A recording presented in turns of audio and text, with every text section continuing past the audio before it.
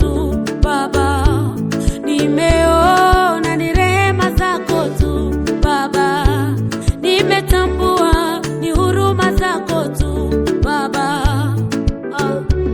Umbali umenitembeza ni wewe, na njia umenipitisha ni wewe, vita umenishindia ni wewe, umbali umenitembeza ni wewe, na njia umenipitisha ni wewe, vita umenishindia ni wewe.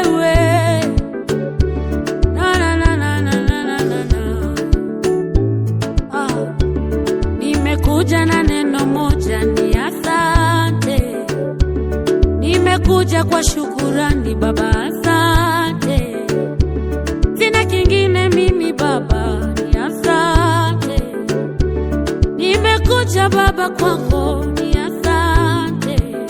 Oh, asante Baba, nashukuru. Asante Baba. Mkutano wa chama cha Highway hapa Stima Club.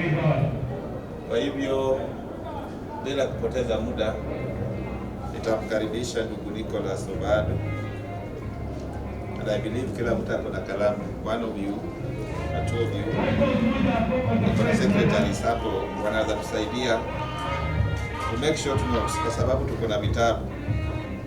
Kutoka hapo nitapeana the welcoming remarks, and then tutaenda kwa introduction ikiongozwa na Bwana Charles Oboya. Then as we go on, nitapeana a brief presentation of Highway Youth Group, inclusive of profile, structure, and then ndugu Didan will take opportunity to present the short-term or long-term strategic plan. I know by then Patron atakuwa amefika, because we'll have a communication down there at 3 to present the whole and groups of business construction, ambapo tuko na ndugu yetu George Award pamoja na chairperson, and then tukifika hiyo time ya 3:24:00 PM tutakuwa tumepokea patron, and because the program is all with us, where you need us to repeat ama baada ambapo watataka turudie, we will come back, but I will suggest this way: immediately after introduction, kuna wale wanataka kupiga picha. I know there are groups of members who want to take photos. We have 2 banners outside. There are group photos that accommodates everybody. So nitamkaribisha baadaye baada ya introduction overall, that part 1. Then we go for the photo session. Kuna wale wanataka kuchukua photos, ladies, gents, group photos, and few friends photos, because all of us are members and all of us are officials, so there is no segregation ya kwamba mimi na fulani na fulani. No. The photo session will accommodate either. Kwa hivyo I know hiyo muda ya kupiga picha tukiendelea hivi tutaikosa. Wacha tuianze, tukishapata kujuana who we are, then now we pick the photo session. Tukirudi, then we start the real thing. That's why you see something called organogram. This one here, hapa. Usually this is a structure that shows how the new outfit of Highway is laid. So ndugu Nicholas Obado, I welcome you to the floor so that we get an opening prayer. Karibu sana. Basi kwa heshima tutasimama sisi wote ili tumpatie Mwenyezi Mungu heshima. Baba wetu aliye juu mbinguni, jina lako litukuzwe, ufalme wako uje, mapenzi yako yatimizwe hapa duniani kama kule juu mbinguni. Baba wetu, tupe leo riziki yetu, unapotusamehe makosa zetu, jinsi nasi tunawasamehe wote wale wanaotukosoa. Usitutie majaribuni, ile utukwinde unapotuokoa na kutotenda maovu. Wewe ndiye Mungu anayetukuka mara tatu, Baba, Mwana, Roho Mtakatifu. Uinuliwe, ubarikiwe, ulimidiwe, upewe sifa kwa ajili ya uwepo wako. Asante kwa siku ya leo ambayo imegharimu mkono wako, siku ambayo ni ya dhamana katika maisha yetu, siku ambayo sisi kama binadamu hatujaweza kuona, lakini kwa fadhili zako rehema umetuwezesha kufika na kuona. Tunasema ni asante. Tunapoanza mkutano wetu El Shaddai, Mungu wetu, tunakuitisha msaada wako, uweze ukatubariki unapotupa ulinzi ya kipekee, unapoguza kila yeyote yule aliyewa hapa ili akae pamoja na malaika wako. Mungu, tunakabidhi siku ya leo kwa jumla pamoja na shughuli ambazo tuko nazo. Unapotubariki na kiongozi wetu ambaye tunamtarajia, patroni wetu ambaye wewe ndiye ulimteua ili atuongoze. Yeye ni binadamu, lakini akiongoza kupitia hekima kutoka kwa kutajwa ya kwamba tutafika umbali. Mungu wetu, unapotubariki kama chama, uweze kutubariki sote pamoja na viongozi wetu. Ninapokabidhi mwenyekiti wetu Bwana Kennedy Mireri pamoja na katibu wetu Kevin Ogo na mwekazina na wanachama wote kwa jumla kwa mkono wako, tubariki unapotuongoza, unapotuonyesha njia ya kukaa pamoja na wewe Jehova, ili tunapoanza mkutano wetu wa leo, Baba wetu, tupe amani hadi tutakapomaliza tukiwa salama salimini. Tubariki sote, kwa sababu yale ambayo tunaenda kuzungumza hapa ni kwa manufaa ya chama yetu Jehova, lakini haziwezi kufika bila kuwepo na utupe mamlaka ya kuanza. Wacha tukaanze katika huduma zako hadi tamati, na tutashukuru jina lako kuu. Katika jina lako Kristo tunaomba na kuamini. Asante sana ndugu yetu Bwana Obado.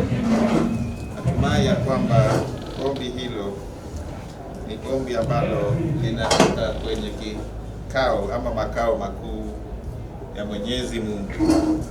Karibuni vile vile tunapoanza shughuli hii. Naamini kila mtu anaweza kupata nafasi akafika, haswa kwa wale ambao tuko na wao. The next opportunity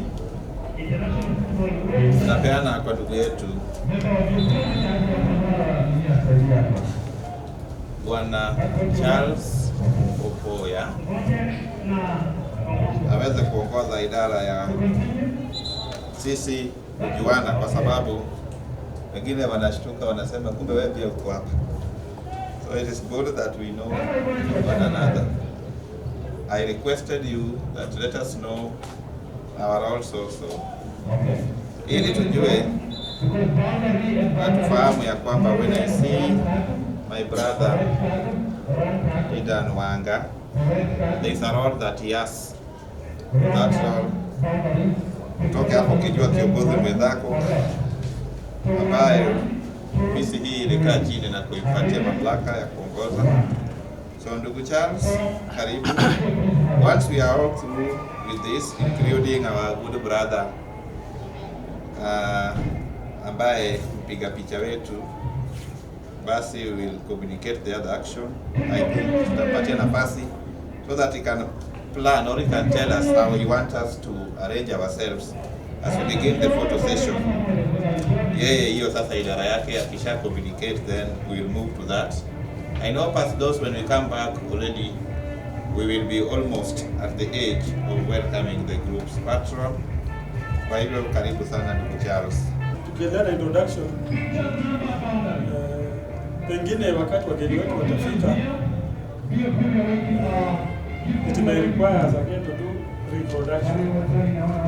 Kwa hivyo usichoke, hii ni yetu, ndio wageni wetu watakuja, then we shall have to do the reintroduction again. Otherwise, karibu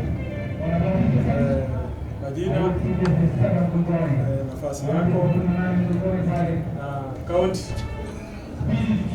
Nafikiri tutaanzia hapo hivi tukizuri. Na tumalizie kwa ile meza kubwa. Karibuni. Asanteni sana. Bwana hayo ya mjambo. Kupitia kwa majina zangu. Naitwa George Owuor. Mimi natoka kaunti ya Siaya. Na mimi pia nimekuja na nyinyi hapa.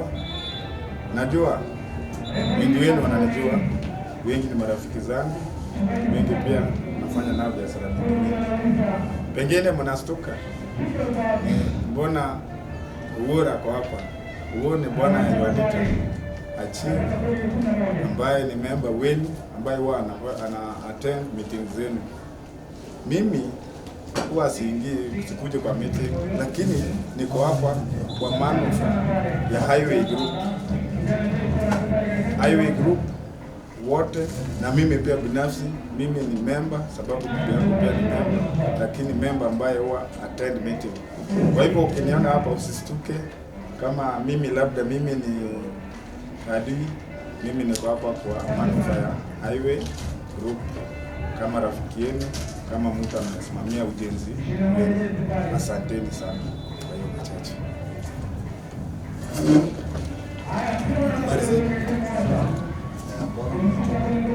Mimi naitwa Jared Palo.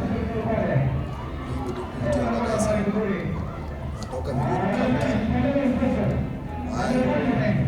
Asante.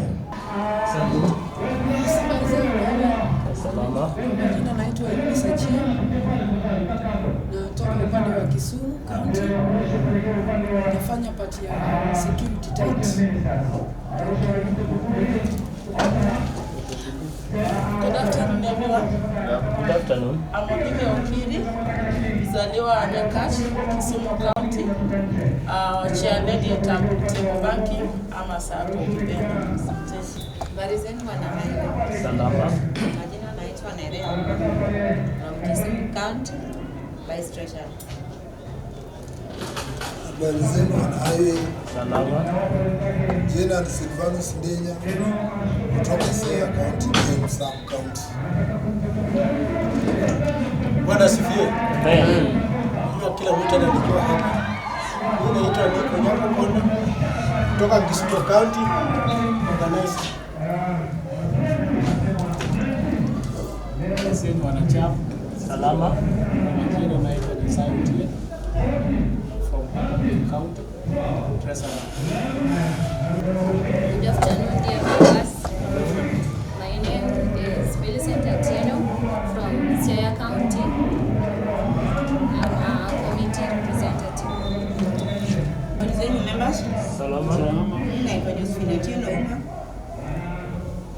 Mimi kutoka mali naitwa Ugenya, Botlanga area, Siaya County. Mimi ni deputy chair lady. God is good. All the time. All the time. God is good. From Siaya County, assistant Thank you.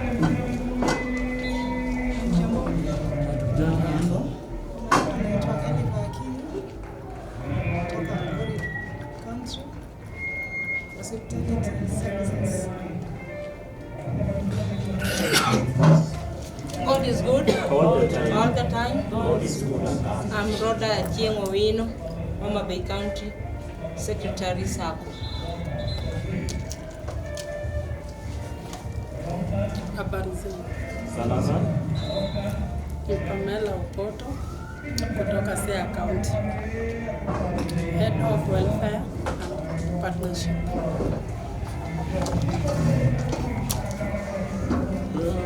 Charles Opoya, Legal Department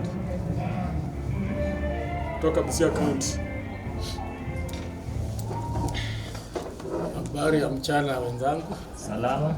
Mimi ni Dada Jambo Wanga, natoka Siaya County, Butula Sub County, Committee and Development Chairman. Thank you. Habari zenu? Salama. Naitwa Rushen kutoka Siaya County Game Deputy Development Department. Hamjambo wa Kristo. Bwana Yesu asifiwe. Kwa majina naitwa Nicholas Ubado, mzaliwa wa Asembo Rarieda, Siaya County. Mimi ni mwanachama wa Highway na nimesimamia upande wa security and chaplaincy, mambo ya maombi. Kwa hivyo mkiwa hapa, usalama yenu iko imara na Mungu awabariki. Asante sana ndugu Charles. Mimi ni Kevin Orua, mzaliwa wa Siaya Sub County Game, Secretary General wa chama hiki cha Highway. Karibuni sana.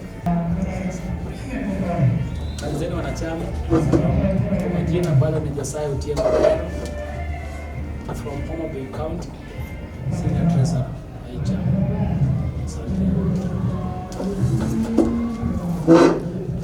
Hamjambo wote. Kwa majina nimejulikana kama Kennedy Mireri, mzaliwa wa Nyakachi, mkaaji wa Homa Bay County. Mimi ndio chairman mkuu wa hiki chama cha Karibuni nyote. We'll start with a small thing here. I know the patron asked this, so I hope atutasikia hii. As the group grows, there comes a time that you need to know how the structure of leadership or management of the group looks like. Kuna wakati unafika ambapo unastahili kufahamu ya kwamba uongozi na vyeo mbalimbali zimeratibiwa kivipi kuhusiana na chama. It is called the Highway Youth Group Organogram. Organogram is just a structure, muundo wa uongozi wa chama cha Highway. Patron had a communication on it, but we are presented the same. Tulimtumia hii and is aware of that. He sits at the very top. Seth Odiwora Beka is the patron. Below that,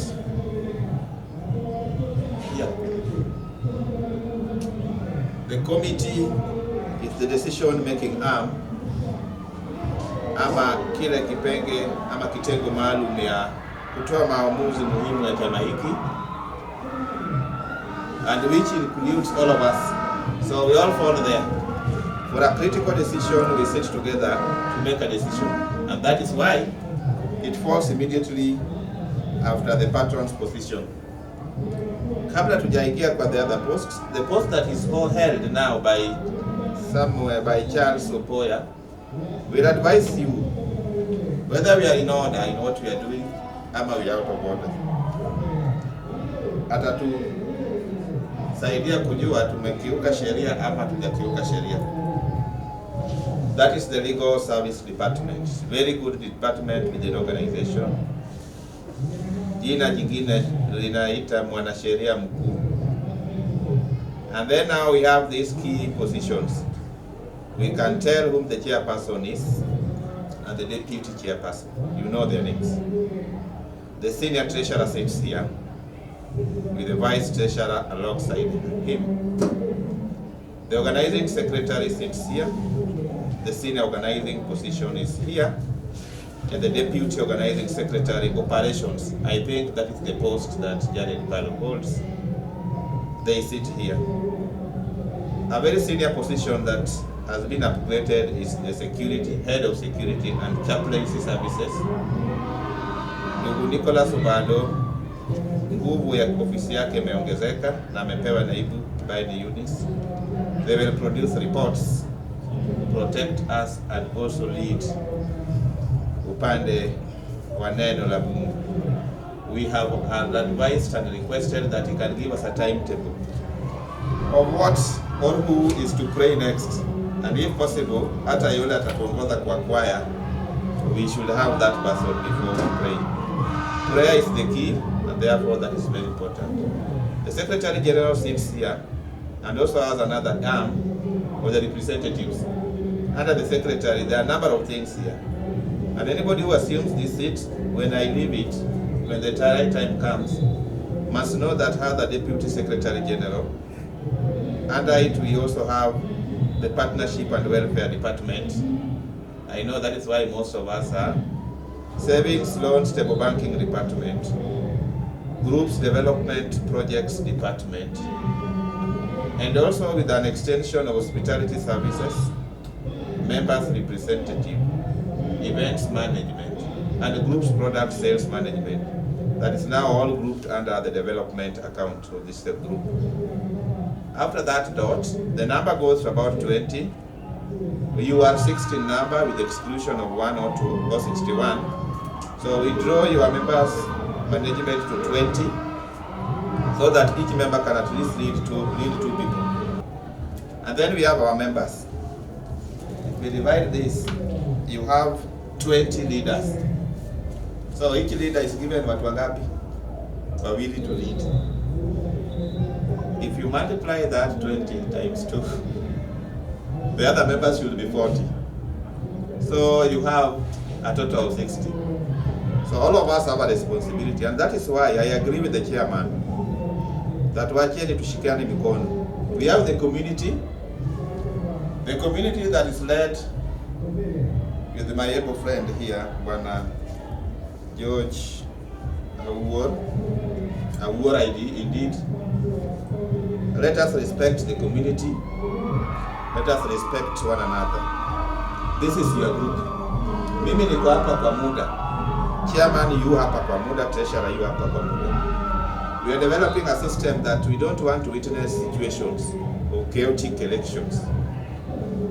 We want patterns that this committee can sit down on a retreat, maybe a cost of 30,000 and the rest, and sit down to approve a chairman, and sit down to approve other leaders, because we are a group that observes the law, and the committee has been given a very high lead that is chaired in mostly by Bwana Didan. I think where the Highway Youth Group Committee meeting, he shall share, but shall also give guidance on the rest, because we all belong to one family.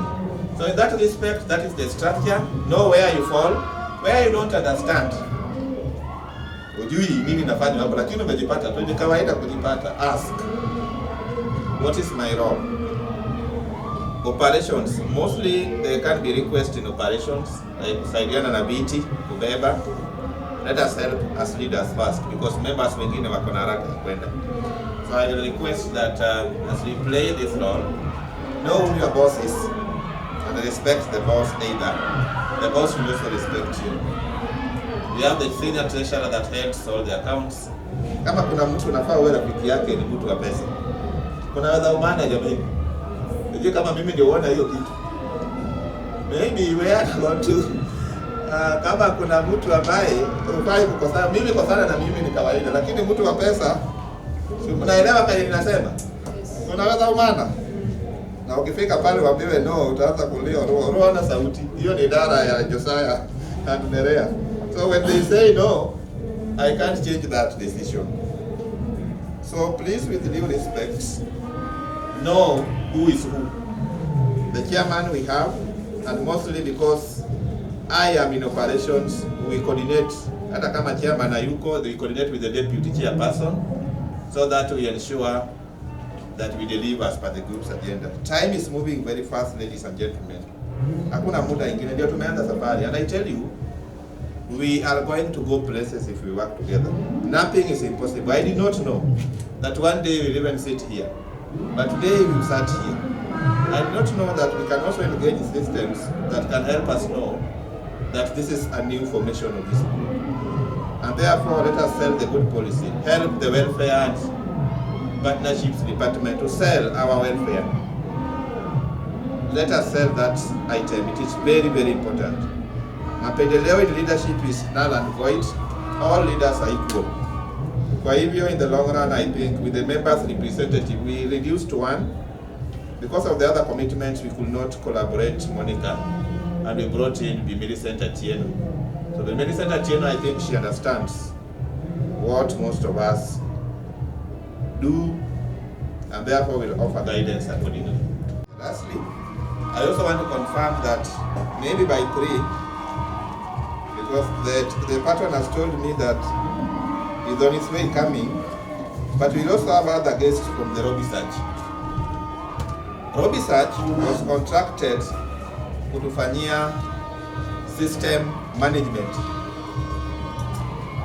That system management will mean that we'll have to get training, especially those who work in the stable banking department, those who work in the welfare department, so that you can register members, so that you can disburse funds, and so that you can also send reminders. And that now will bring to an end most of the information that wewe umekaa na pesa sana, the reminder will tell you. Na kama ile imesetiwa vibaya kama ile ya kupa, you know what happens. And the bad thing is, ukijaribu kufanya response in reply, you are yendi. I don't know whether you tried. Hii ya chama ikikuja na title ya kwamba nakumbusha kukuja mkutano, ukijaribu kuandika sikuji, inakuja kweli? Ama unaweza jaribu kwa moja, we'll see whether it's sent. So the same thing will happen to our systems. So I believe sisi sote tuko na uwezo. The office saw a very special case in you. I remember when we start with the 3 gentlemen you see here, they approved all of you. It was not a decision for one person. They approved all of you to those posts. So when they approved all of you, usituangushe. We are not to do anything but to support you. We are discussing with the treasurer so that we provide for the office the airtime. Even if it is, how much do you want per week? That is kutoka kwenu. How much? We're too fair enough. How much airtime do you want per week? Sasa watu waongei tena. Yes, tunakuita.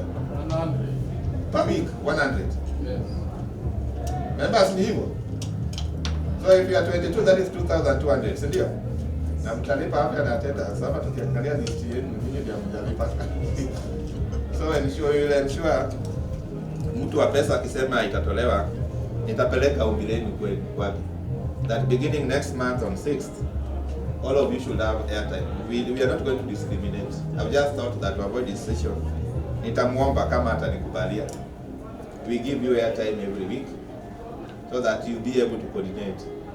Sio kumtumia yule alikuomba airtime na ukukua nayo sasa unamtumia hii. Tafadhali kwa heshima tu kubai a small amount, but use it to coordinate group affairs because we are going online, and if we go online kuna wakati mwingine utahitaji airtime. Si ndio? So any of us who is here and has an M-Pesa can get that contract ya kutumia watu airtime from their shop. Ama yule ambaye ana pesa nyingi, there is a way in which you can buy airtime using M-Pesa. Ama kuna njia? Ama sisi tunataka tu pesa. Hiyo nitaenda kufikiria kama nitanunua ama nisinunue. I believe with the guidance is we give you the airtime alone, si ndio? So we'll give you the airtime. I think hata nifukuza sana, ataniuliza tu hiyo pesa natoa wapi. So that will come. That is one advantage. So in a month you'll have 400. So I want to close there. Equally you can take your commercial breaks as we wait. Then tukirudi tuanze haraka haraka.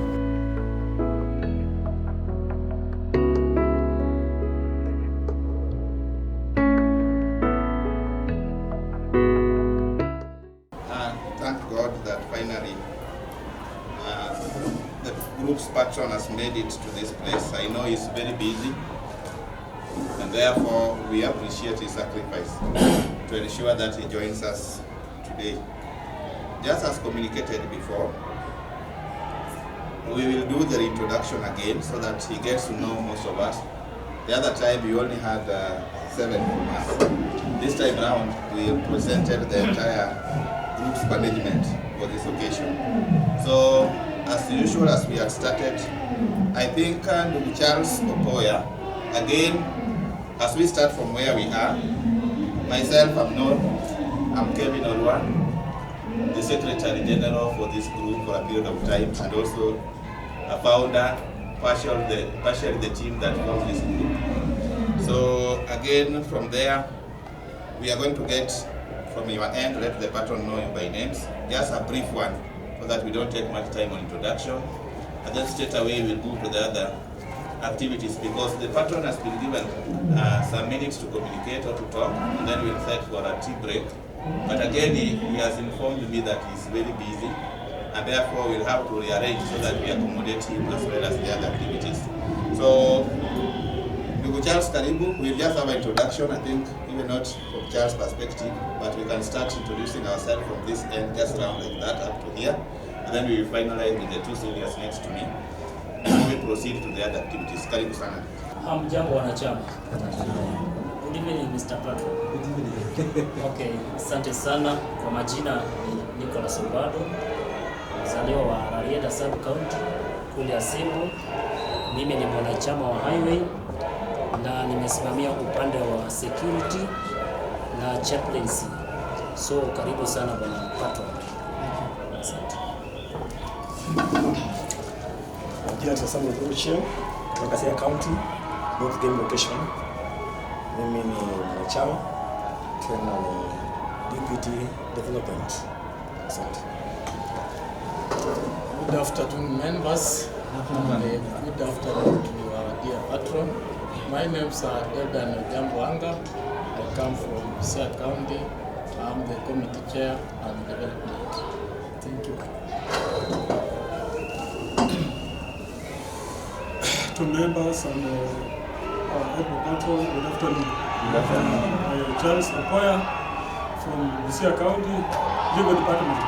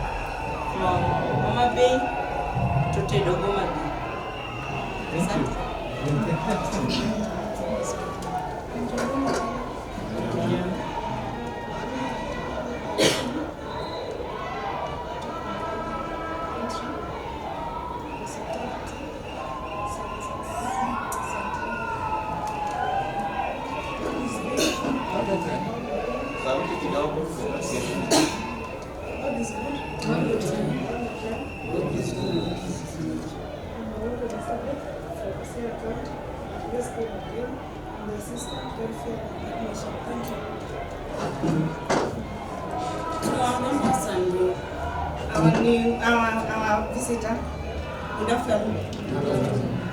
Ninaitwa Josephine Atieno Ouma kutoka Ugenya, Siaya County. I'm the deputy chairlady. Nalieni tena. Karibu sana Mr. Patron and my fellow members. Majina ni Millicent Atieno. I am members representative. Bwana asifiwe. Patron, habari yako? Mzuri. Majina naitwa Niko Nyakopona kutoka Kisumu County, Wanase Secretary. Mjamboni tena. Kwa patron yetu, asante sana kwa kufika. Kwa majina anaitwa Silvanus Ndenya kutoka Game Sub County, Siaya County. Mimi ni committee member.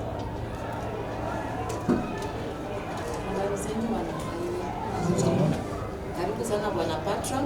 Kwa majina naitwa Nerea Uma from Kisumu County, Vice Treasurer. Hamjamboni. Olivia Opiri, majina zangu, mzaliwa Nyakach, chairlady Sacco ama Table Banking Department. Asanteni. Parizeni wanaiwe, tukaribisha mgeni. You're welcome. Kwa majina naitwa Eunice Achie. Natoka upande wa Kisumu County. Niko na part ya security and the word of God. Patron karibu, highway. Mimi naitwa Jared Palo kutoka Migori County, Migori Town. Mimi ni deputy organizer. Asanteni. Habari zenu wote? Salama. Habari ya patron. Kwa majina naitwa George Awor. Mimi natoka Siaya County, Kenya. Patron wanachama mapema. Majina anaitwa Society.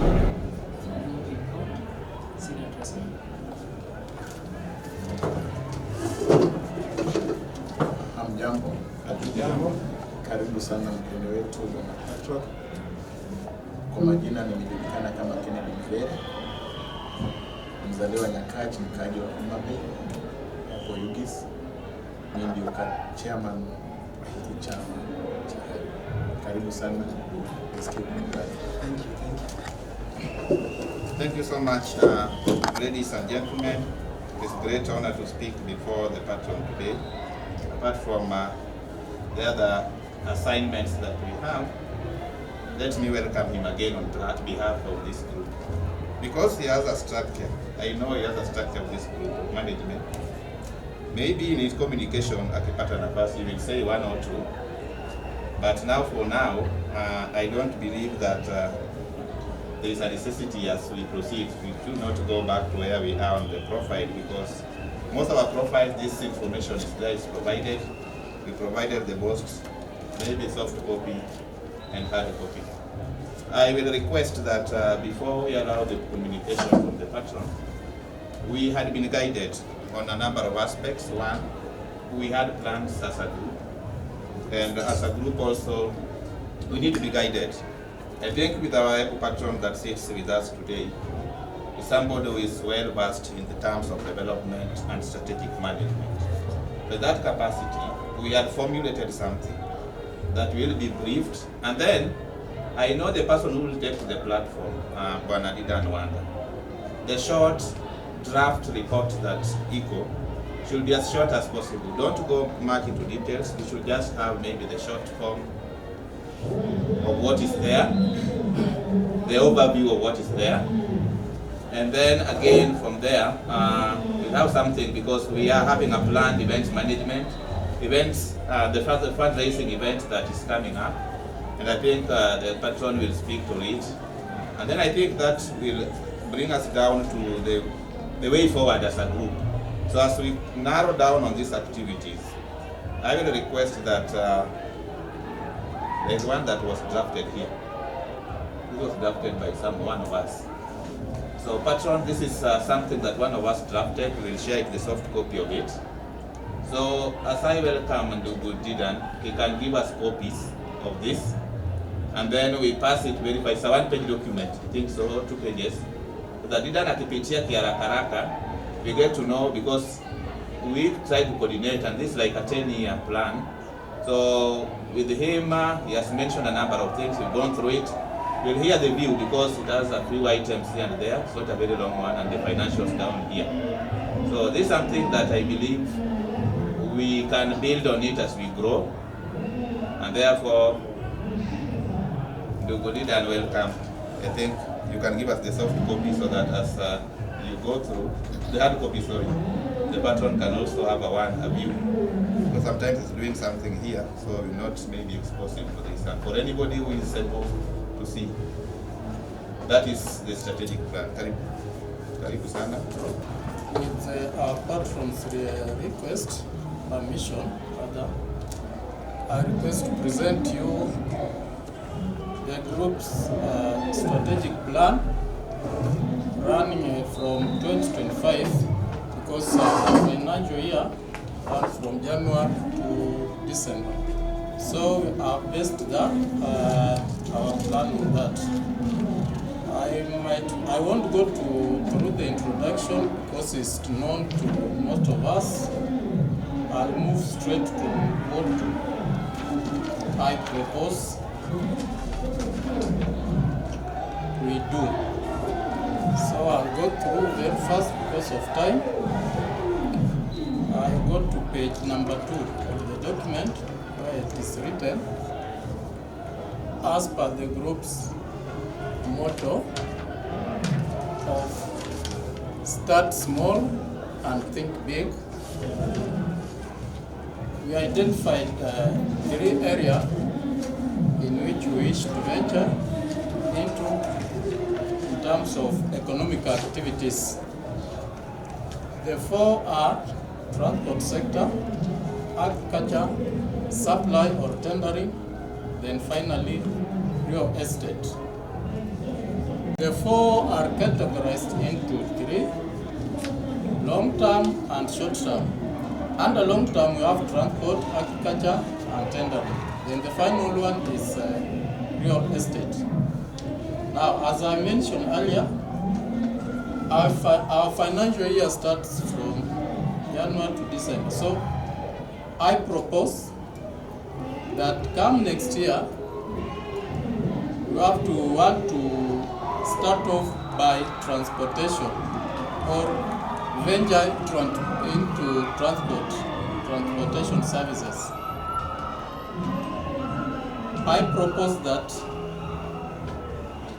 we get or we acquire a van to be enlisted into Uber or Bolt service, take service within Nairobi County.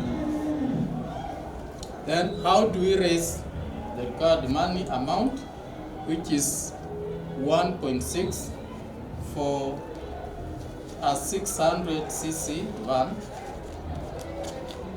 That is the current price or approximate price, if I may say. To raise this amount, I propose that through January to December, the central office restructures some of its accounts so that they come up with a development share account in which every member out of the 65 members contributes 20,000 shillings per year, which is translated to 400 per week and 100 and 600 per month. By close of 2025, if this goes through, we shall raise 1.3 million. Then the shortfall will be around 300,000. I propose that we hold a fund drive to gap up that. Come 26 January, this van should start running. I project that the daily net income from this van on average is 2,000. Running for 30 days, for 25 days a month, 5 days reserved for servicing, that van will give the group 50,000. Multiplied by 12 months, that will come to 600,000 by close of 2026. Moving on to 2027,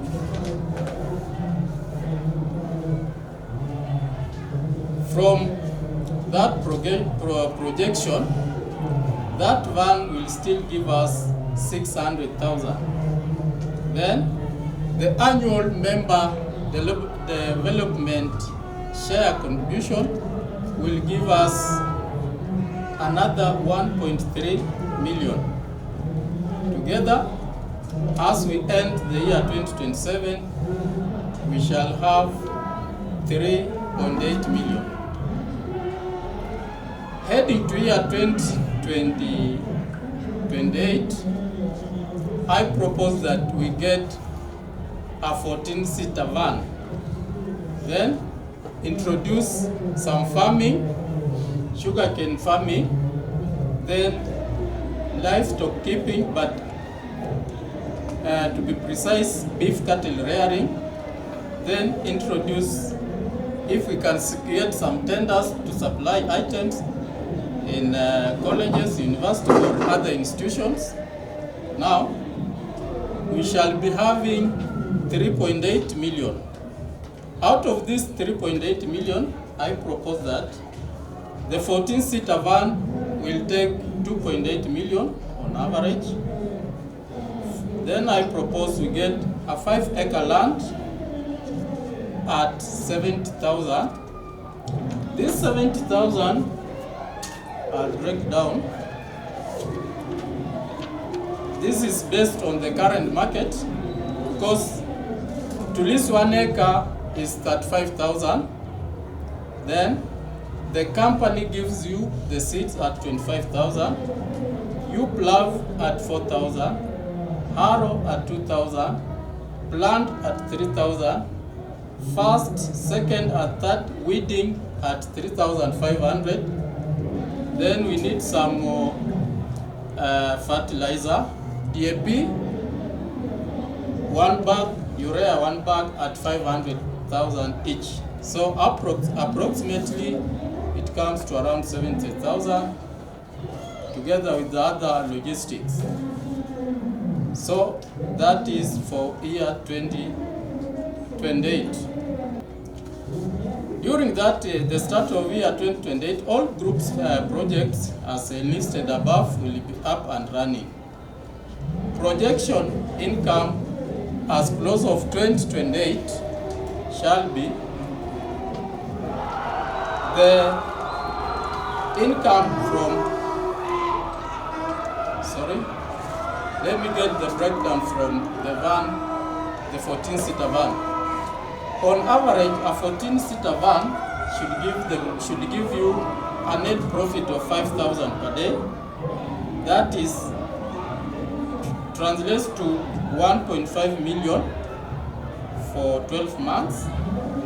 Then we have that taxi giving us 600,000. Then we have the group's development share giving us 1.3 million. Total amount from all those amounts to 2.4 million plus 2.6 million, that is for 2 years of development collection and 30 Uber taxi. By end of 2029 I mean. Starting the year 2030, that will mark the first harvest from our sugar cane and partly from the cattle we shall be rearing. We can sell them off at a profit. So the breakdowns are here. I'm just giving the summary. The balance brought down from 2029 stands at 6.8 million. We add on our annual income from taxes 600,000, annual revenue from van 1.5, then projection from sugarcane, 1 acre gives you around 120,000, times 5 that comes to 600,000. Then ahead of cattle, goes around 80 to 100,000 depending with the breed. So in my estimation, I put it at 340,000. Then development share that year, we shall collect 1.3 million. Total comes to 11,140,000. At the close of 2030, the contribution towards development shall cease because that is a 5 years plan. Then the shares contributed by members shall now start earning them dividend.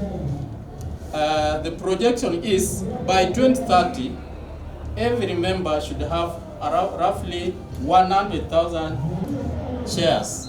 So the shares should now turn around and start giving the member dividends. Then we have 11,140 as we head to year 2031. Then if you add all these investment from year 2031 to 2030. Projected income per year shall be 3,440,000 per year. Then we multiply by 3 years, that is year 2031, year 2032, year 2033. It gives you 9,120,000. Then we add this figure to 11,000, which I assume will be in our accounts, 11,140. We shall be having, as we enter year 2034, the projection is we should have 20,260,000. This amount is to help this group to acquire a 32-seater bus. That bus should start operating from the year 2034. Projected daily net income from this investment, a bus, on average, it should give you 30,000 per day and 9 million per year. If it runs through 2034 and 2035, those are 2 years, that bus should give the group 18 million. Now, by then, I project that the group's financial base shall stand at around 29,140,000 plus. With this amount, it should give this group some power to venture into the last project, which is real estate, but on a smaller scale. Why do you want to venture into real estate?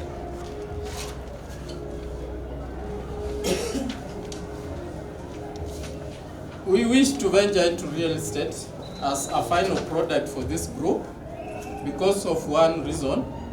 It offers almost a permanent source of income to members. So I propose that by then, each member may decide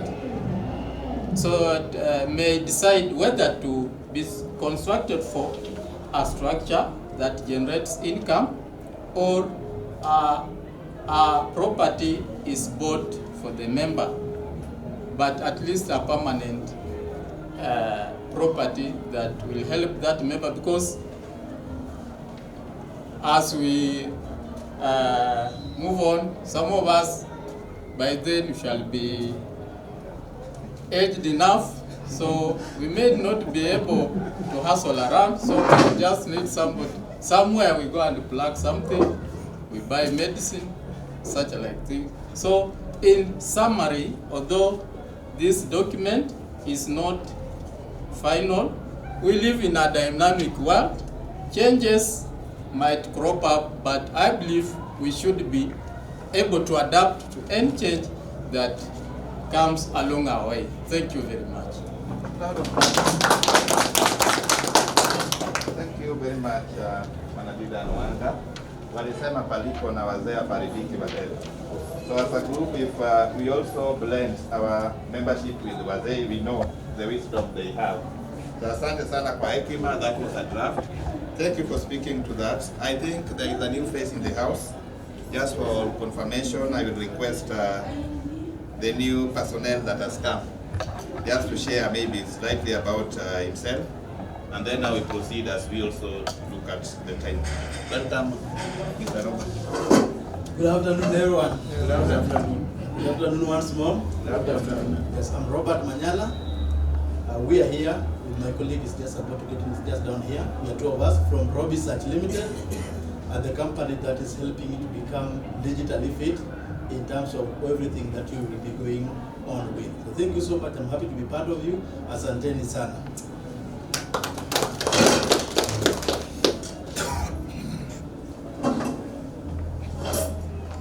Thank you so much, Bwana Robert. I think I've seen one of the activities you do. We are really grateful.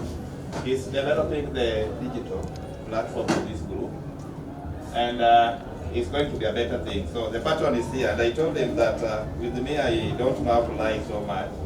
So you will tell us in the long run, maybe briefly before he departs, because he's a little bit busy, before we move to the next thing. But ideally, patron and the team, this was a summary also made. As we grow as a group, we had projected something, that we need our own dedicated offices for us. And that is why we have a summary here that is based on, do we have administrative offices? When the patron comes, it's their boardroom, not coming to hire anymore. And therefore we proposed this budget. As we head towards the Harambee, scheduled next week, I think on 20th, Mashujaa Day, then we have identified a parcel of land within Mathare that shall help us acquire maybe construction sites, about 6 units. Those 6 units, each is 150,000, making it 900,000. That is the cost of land. Material cost, because we are designing a hall that will carry 200 members or 200 capacity. This hall will have 4 rooms on top of it at the first floor. That one of them will be the reception and administration block. The other one will be the boardroom. We'll have the welfare, that is the highway, youth group, urban network, welfare offices there. We also have a unit of the financials, the table banking, which will also have a separate office. The boardroom will carry out another operation, other main operations, including meetings and maybe conferences in case there are. So the capacity of the hall, we have done some summary. As we go to the Harambee, we have this target. So I think members and the committee of this group and the visitors invited, our target for the Harambee might be that or above. The capacity is 200 people, and the offices are 4. The boardroom, that will be fully, I think, furnished. We'll have our own running water, the washrooms, and etc. for the domestic activities. And then the duration also was provided by George as the main contractor, 3 months for this activity to take place. So that is one of the areas that actually we also need to measure on. Si tunajua tuko na Harambee, we are all preparing. And I think George being a contractor, yeye pia ni mgeni na ni member on that day. So as we pull our resources from the effort that we have, it's good also that we bring to the attention of the boss and the senior person here that is one of the activities. And also to our research team, you are now our friends, because what you are doing to us is very crucial. We extend our invitation to you, the CEO of Research, Robert. We welcome you to this event on 20th October 2024. So with much ado, I'll give opportunity to one face that has come in again, or one new personnel, I think the technical team from Research. And then we'll go to patron so that he also gives his view on the same. Karibu sana, nimeona kuna mgeni mwingine. Hello everyone. Hello everyone. My name is James Committe. I'm a developer at Research, and I'm handling the technical bit of things. Very well, welcome. I think on the technical aspect and developer, you have a task and a date with us as a group, so that we get the best out of you. We were referred to you by your work that you did to us somewhere, and therefore when we mentioned your name to the patron, he believed that we are going to do some good work. So welcome, we believe the output will be better, so that we digitalize these activities. So with much ado, I will request everyone that with the guidance of Bwana Nicholas Obado, we can have a round applause of clap as we welcome the patron to give his views. So to go Obado, karibu as we welcome the patron. You know how we do it, isn't it? Karibu. Asante sana Bwana Katibu. Yes. Kwa muda ambayo umenipea tena, ni wakati ambapo tunaenda kukaribisha our able patron kirasmi ili atupe mawili matatu. Patron, karibu. Hii ni highway, na highway wanapenda wageni. So hata kama wewe ni mmoja wetu kwa leo, kuhusu tu tukuite mgeni. Lakini wewe najua sasa, wewe sasa ndio mwandani. So vile huwa tunafanya watu wa highway, tunataka kukaribisha patron kikamilifu. Nimeona timu ya Ruby Search pia wako pale, wataona venye tunakaribisha wageni. So kwa desturi yetu tunakaribishanga wageni kwa kumuonyesha ya kwamba tuko na heshima na tuko na upendo. So tutatengeneza mikono zetu ndio tukaribishe bwana patron katika jukwaa. Weka ikae moto. Mwenye alikuwa nasikia baridi, utaona sasa baridi inaenda. Haya, 1 2 3. Karibu. Karibu bwana patron. Karibu highway. Hii ni highway ambayo wanapenda amani, maendeleo. Wageni, feel free. Karibu. Karibu sana. Bwana Ruby Search. Pia karibu. Mungu awabariki. Asanteni sana. Asante bwana patron. Thank you very much. Asante sana. This is my first meeting, official meeting as patron. I'm so happy. And this is my cabinet. It's very big to drive. So I was looking at the organogram, and I think all of us here, they have mentioned. I was able to see all of them because I asked Kevin, do you have an organization structure? Then he gave me this one. I said, that's fine. Can I see the people? I've seen the people, so I'm so happy. And as in the Bible says different parts and one body. So all these different departments, they are all pulling into one body called highway. And they must be coordinated. So I'm happy that you have done the strategic plan. Thank you very much for good work. I think it's a good start. There's a lot of work to do. Because I want you to look at 5 whys and how. So the first one, the what. You can write down because so the first one, the what. What is it you want to do? The next one, why. The why. Why do you want to do it? The third one, when do you want to do it?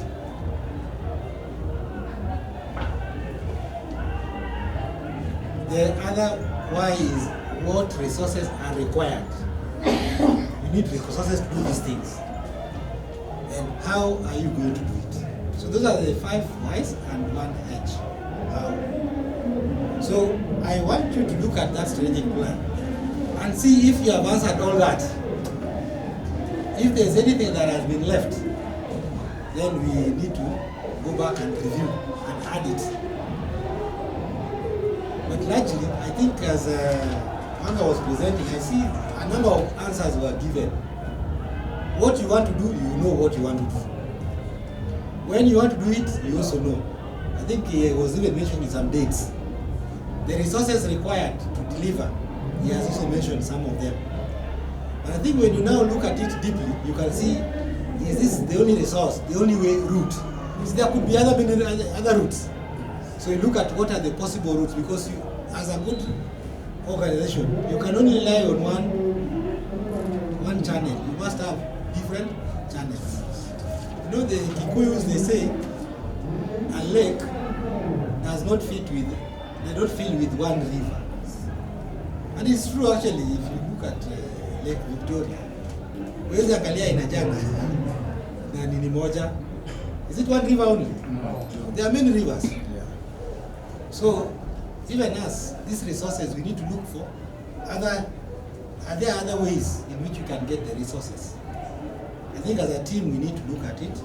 I don't know whether you have any, that department, I don't know which role, which function plays that resource management. Is it the treasury or what? I think it's something that you need to look at.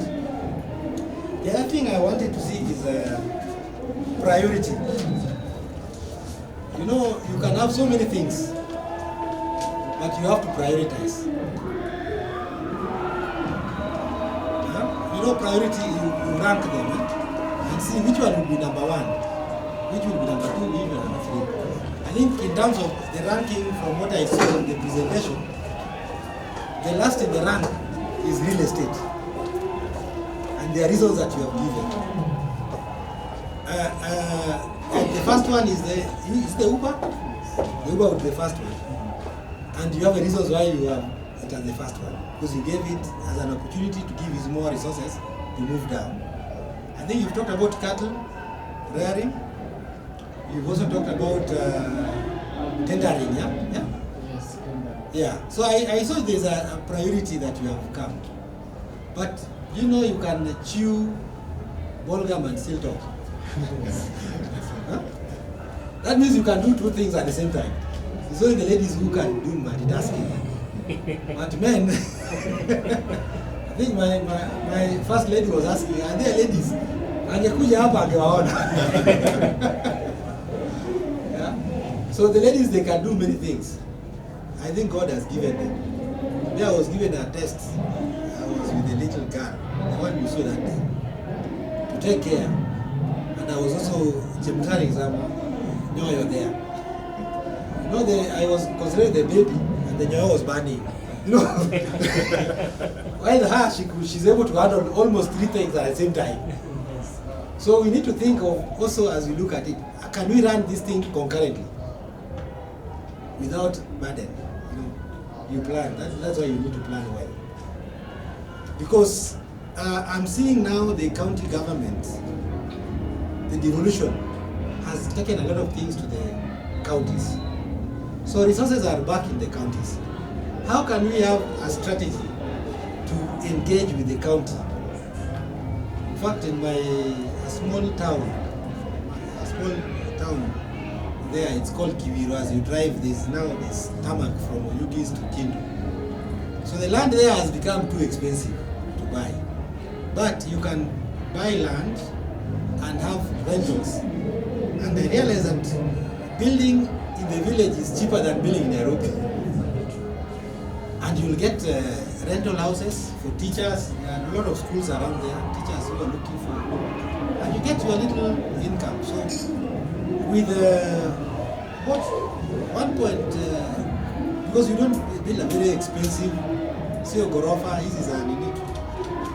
With about 1.5, you can have some, is it 2 rooms, and rent out. I think there I didn't know that in the Yugis you pay rent of 10,000, 15,000, you know. I was wondering, even up to that. I was in Ukunja the other time. Rents were cheap. Right now it's too expensive. So there's money at the county. And you know, with those real estate, you can get your money. If you are not busy with the money, because if you are busy with the money, then you take where you can get money daily. Like Uber, transport, your person will put a classic. But if you have now some excess, you can invest in such places. So it's a matter of, I don't know which department deals with that, because now you have to agree. Who are we tasking to help us do that market analysis? And tell us this is what we can do. Like cattle. You know, you can't do them in Nairobi here. But you can have them in the village there, and you can do a lot. Even something like poultry. You have a chicken in a short while, you are able to supply. And I think the cost of keeping poultry is not so much. So those are some of the things we can see at the county level, because now I think in Nairobi they are saying that they are going to charge for rearing. But in the village there at the county you can see how it can be done. With an investment of say 100,000, you are able to start the business. And you can sell the kienyeji. In fact, eggs, the local is their kienyeji. They are very expensive. In fact, one is how much? 25. Yes. So if you have a tray, multiply, you have your clean money. And in the village there, you can get land at a very affordable price. And do something. So I think as a team, we'll be able to see under number 2, agriculture, something to consider and look at it. The issue of transport, I think they are, in Nairobi here you make more money from Uber, because I think Uber doesn't work in the units I saw. I think even in Kisumu it doesn't work so much. So if you have to do taxi business, in Nairobi would be ideal. If you compare to going to Kisumu or any other place, you'll make your money from Uber, because the other thing with taxi management, you know, how to manage it can be a headache, because you also have other things you are doing. But Uber with the Bolt or these apps, you're able to get. So with this, I think you don't buy a very expensive. I think the 650cc, they are the best.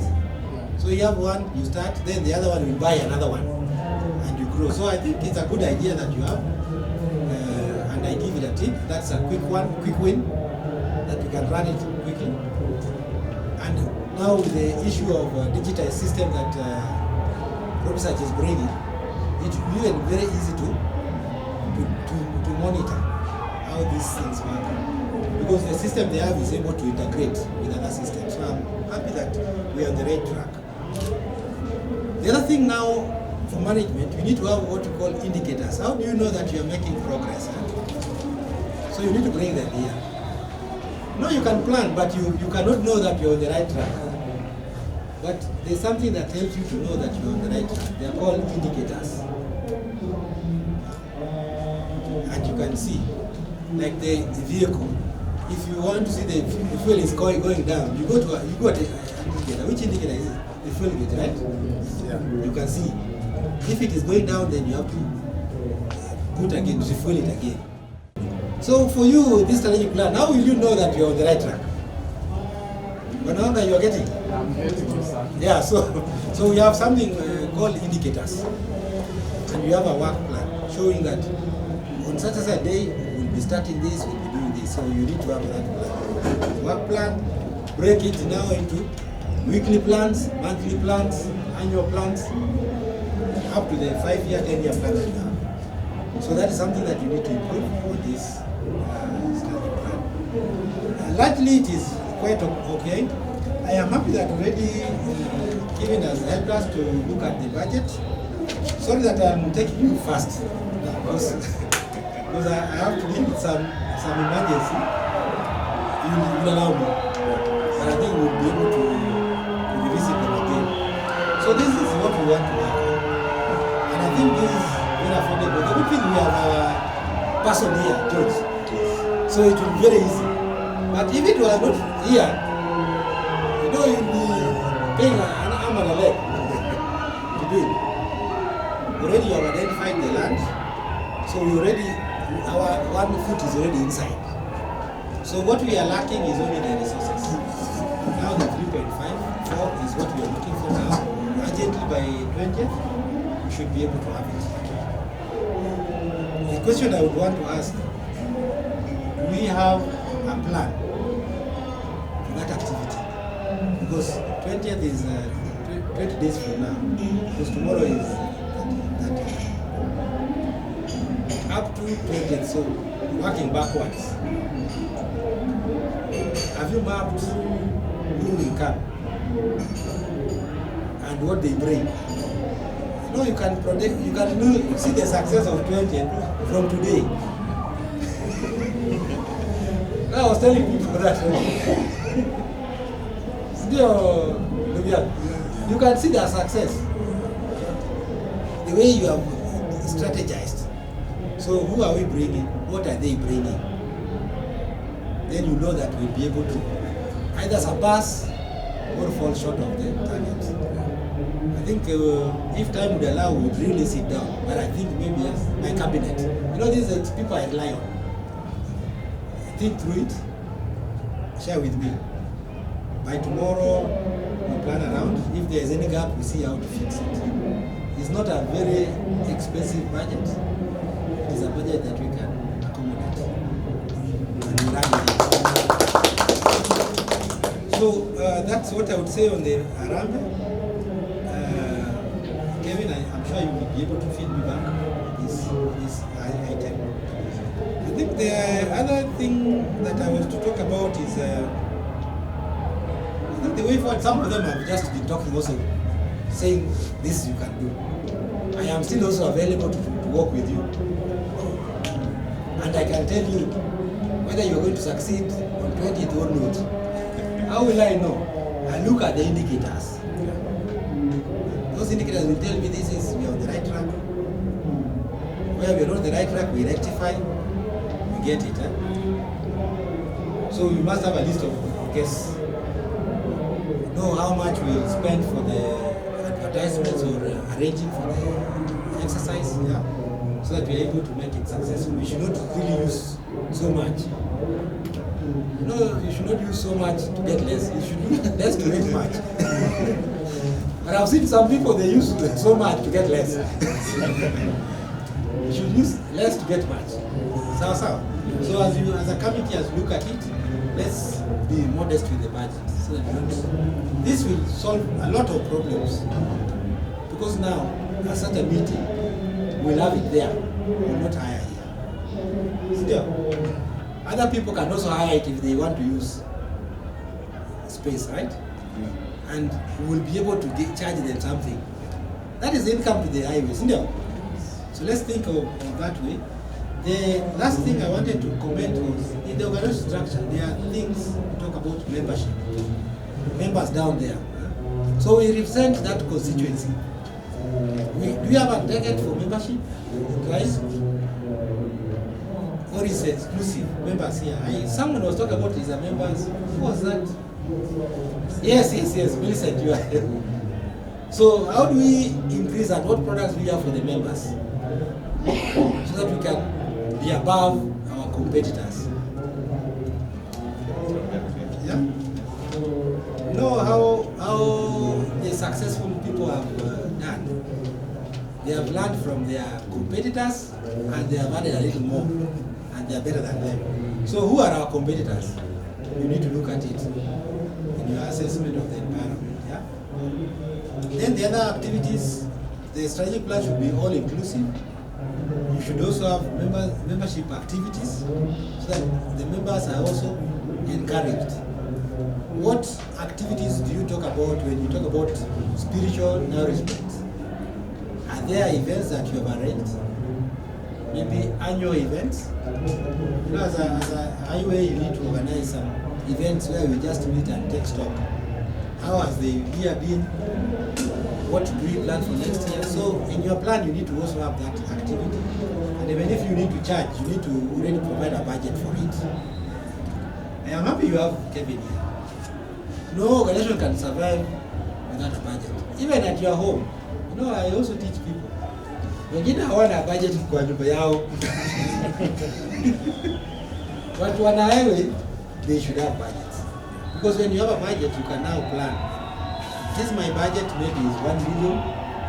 I have less money. So now you say, how do I get this more money? But without a budget, you will not know whether you have bad money or you have. Even highway, you need to have your annual budgets. Kevin is the one who does the budgets. So you should bring those knowledge here.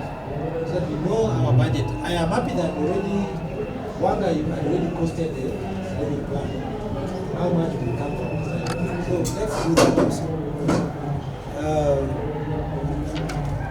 And also, my last one is the issue of the source of income.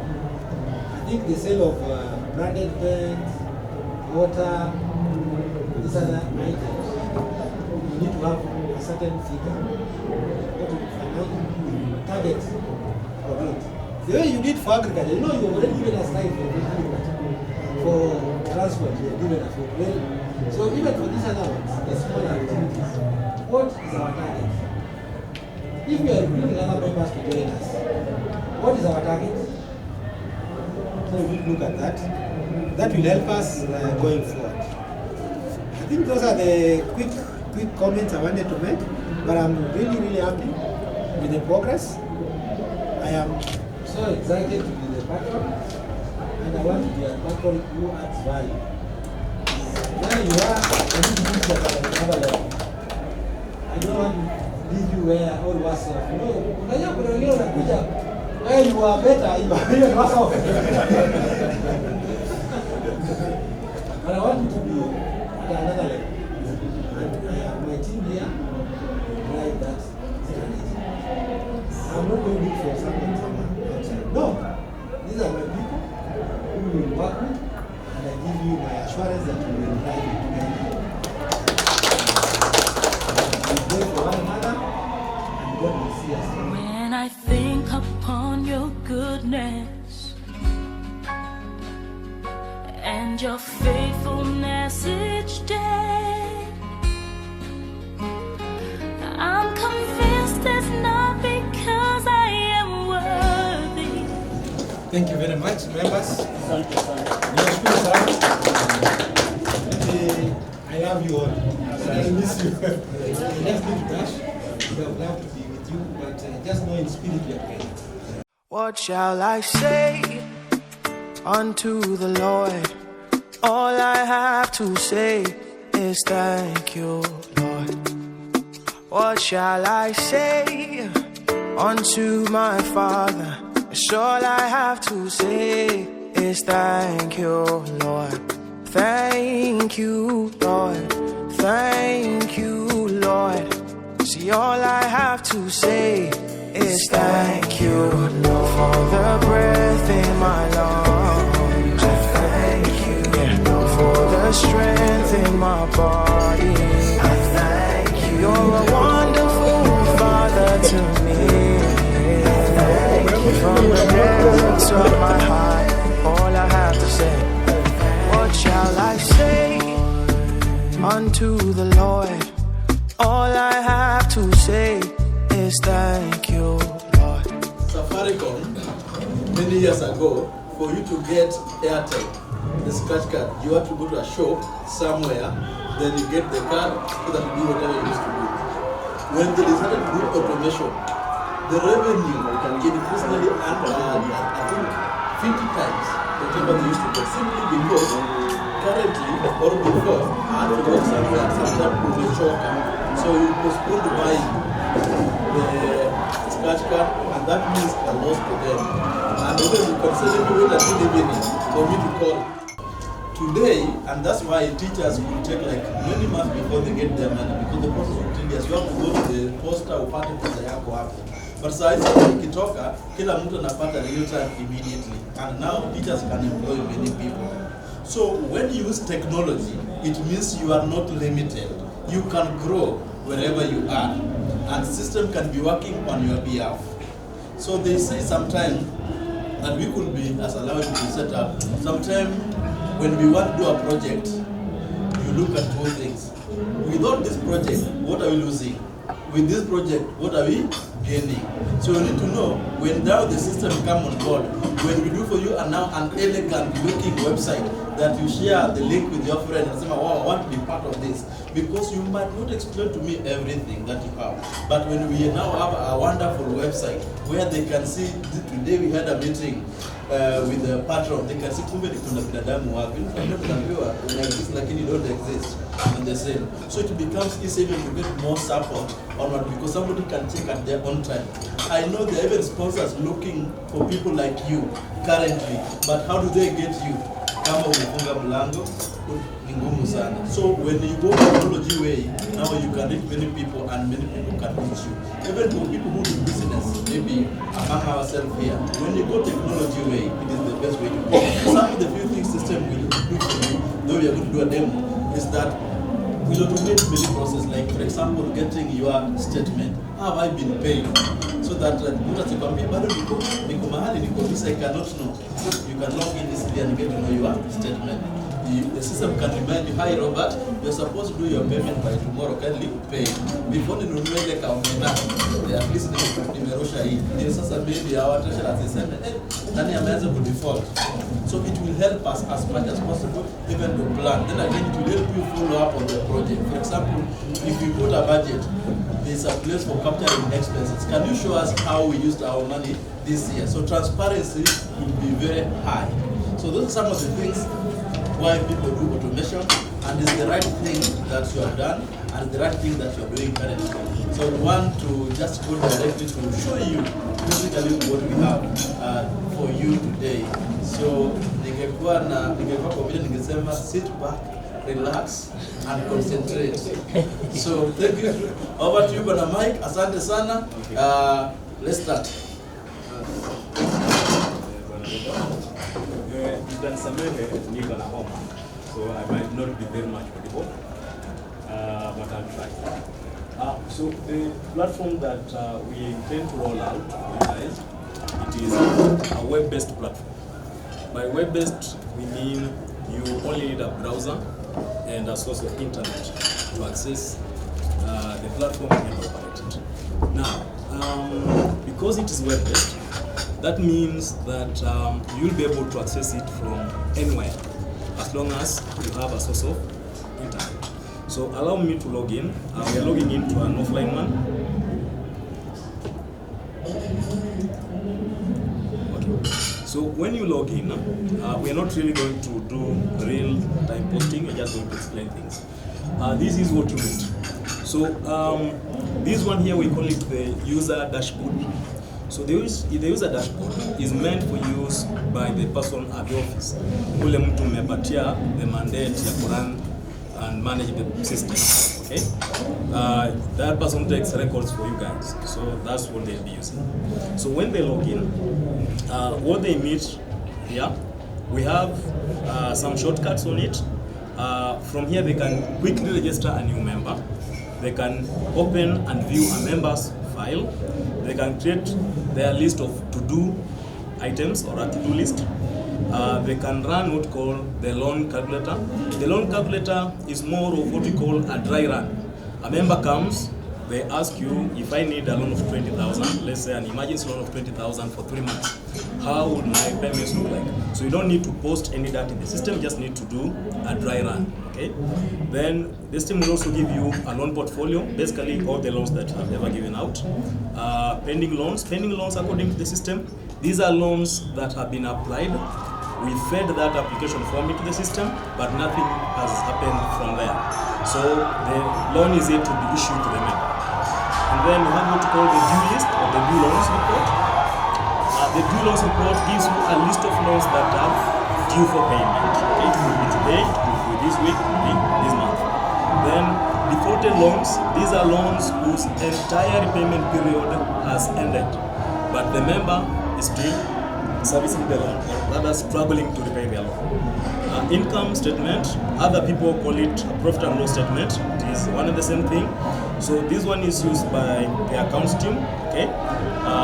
It is basically an indication whether you guys are making an income or you are making losses when you are running your channel. Then you have access to actual balance, then also the documents management.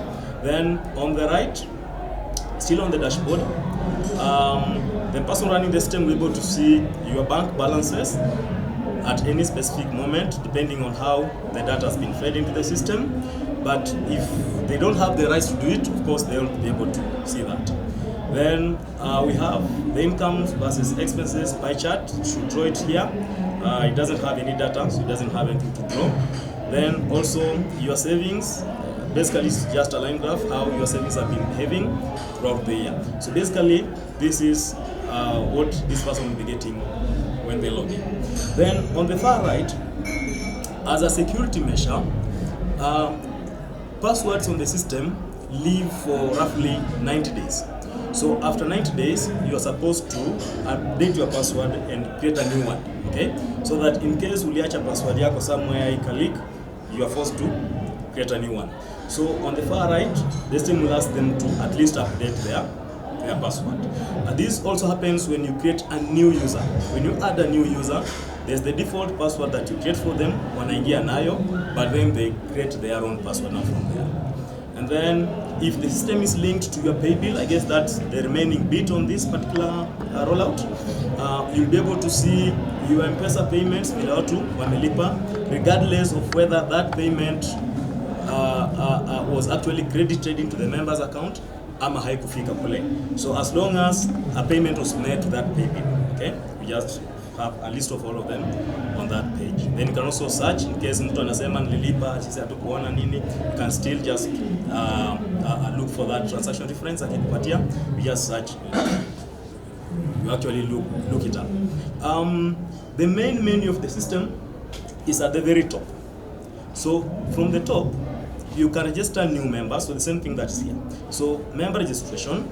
So when you're registering a member, this the system, the information that the system will be asking for. So it will ask for a passport size picture. So you simply click and upload in case you have one. It will ask for the 3 names, the first name, middle name, and last name. It will give you a registration number, which is automatic, okay? This one can be customized to suit your format. I guess your format does not have a prefix on it. Yeah, but for testing the system, we had to put there a prefix as we test it. But when you roll out, of course, just disable that. And then the system will ask for the date of birth, the date of registration, the identification document that this member would like to use, and this also depends with your bylaws, okay? So if they're using a national ID, you indicate. If they're using a passport, you indicate. So whichever document you choose, unaingiza the number there. Then the system will ask for a phone number. Now this phone number can serve 2 purposes. One is for notification purposes. When a payment is received by the chama, the system triggers an SMS to that particular number. Sawa sawa. Now, if you guys are doing what you call B2C disbursements, or rather, you disburse money from your M-Pesa pay bill to members' phone numbers, this phone number can still be used for that purpose. Then the postal address, the town, employment status. So if someone is employed, the system will ask for a gross income, 3 months salary statement, and a 3 months bank statement. The name of the employer maybe, and the terms of employment. If someone is self-employed, it will ask for a gross income and a 3 months bank statement. Then the marital status and an email address. The same thing with the phone number. The email address will also be used for communication purposes. So basically, that's the information the system will be asking for when you register a new member. Once you registered a new member, probably I saw on your forms you had on a next of kin, right? You can still have that. So you come to members, you say next of kin registration, and the next of kin registration, basically you select the member unataka kuingiza the next of kin. So you select kama ni huyo Joseph, then you enter the names or the details that the next of kin. So it will be the first name, the middle name, the last name, the relationship between this particular member that you selected here and this particular next of kin, the date of birth, date of registration, the ID number, the phone number, the postal address, the town, basically just the contact information. In case that's a minor, this particular person or this particular next of kin you're registering is a minor, you can enter the names of the trustee in case it's Metanwa. Then also, you can also specify if this person is actually the next of kin or a beneficiary. Okay.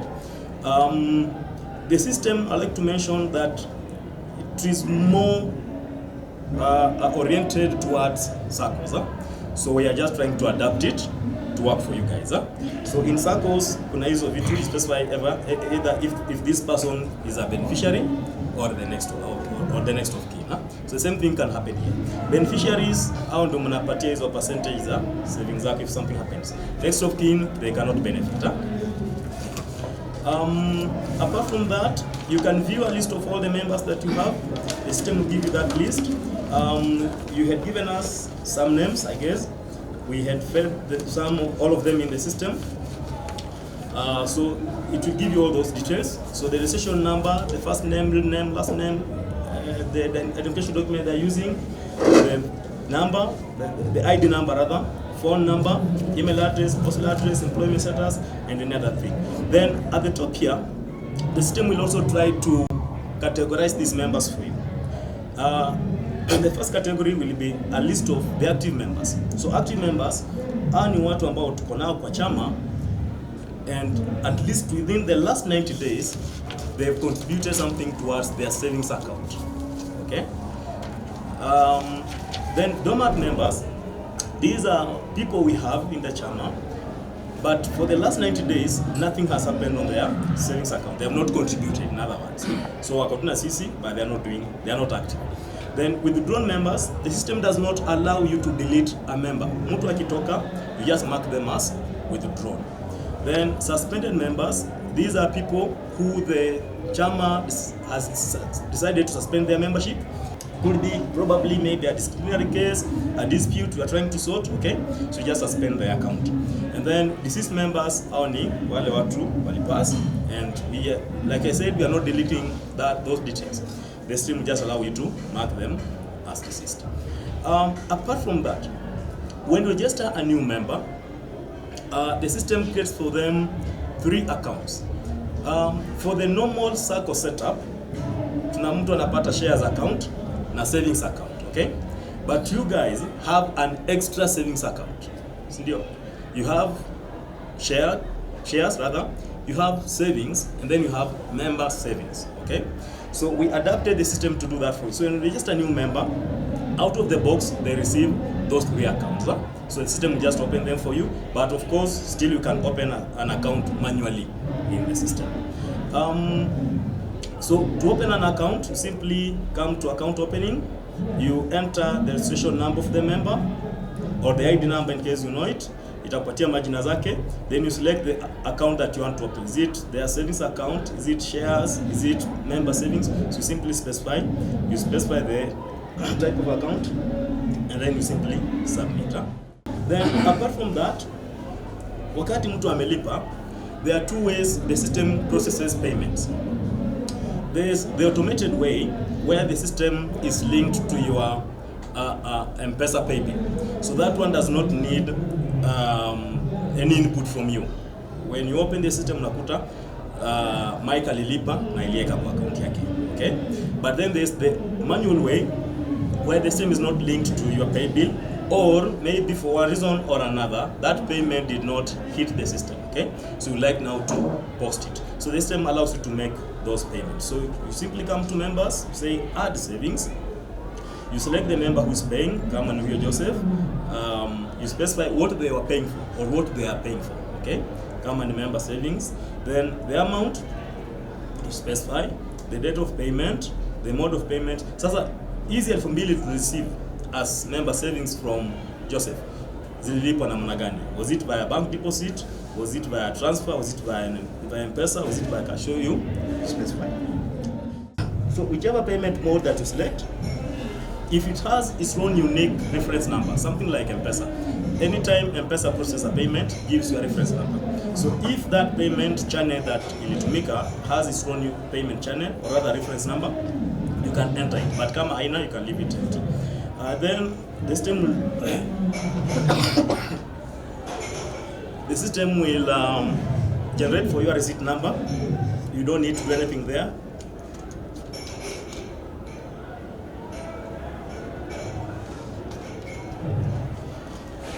Sorry for that. And then you specify the bank account that received this money.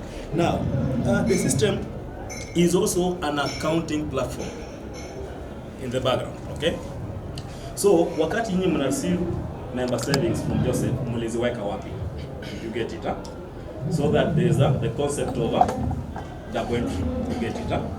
So you specify the bank account. So this could even be the M-Pesa, could be cash on the table, simply specify the bank account that was used.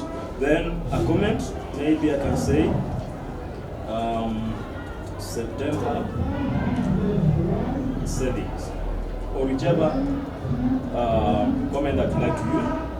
Then you post it. If everything is okay, the payment will be credited with that member's account. The system will give us a receipt. Okay, this is the format of the receipt, and then an SMS is also triggered to the members' phone. Apart from that, for the interest of time, I'll move very fast. The system also allows you to view member statements. So how do you view member statements? Member statements can be pulled under from this section under reports. So you go to reports, you say account statement. The system itself is quite wide. So you select the member, you select the account statement you want to generate. We call it a general statement. So to pull a general statement, you come to reports, you say general statement, You select the member, you give it a date range ile anataka, and then you simply get it. So kama kuna savings zitatokea hapo, kama kuna shares zitatokea hapo. Let me start with this one. So this member savings, this is member shares, then this is the normal savings. So we'll have all of them just on a single page. Apart from that, the system also allows you to manage your incomes and expenses. Incomes is in things that bring you money.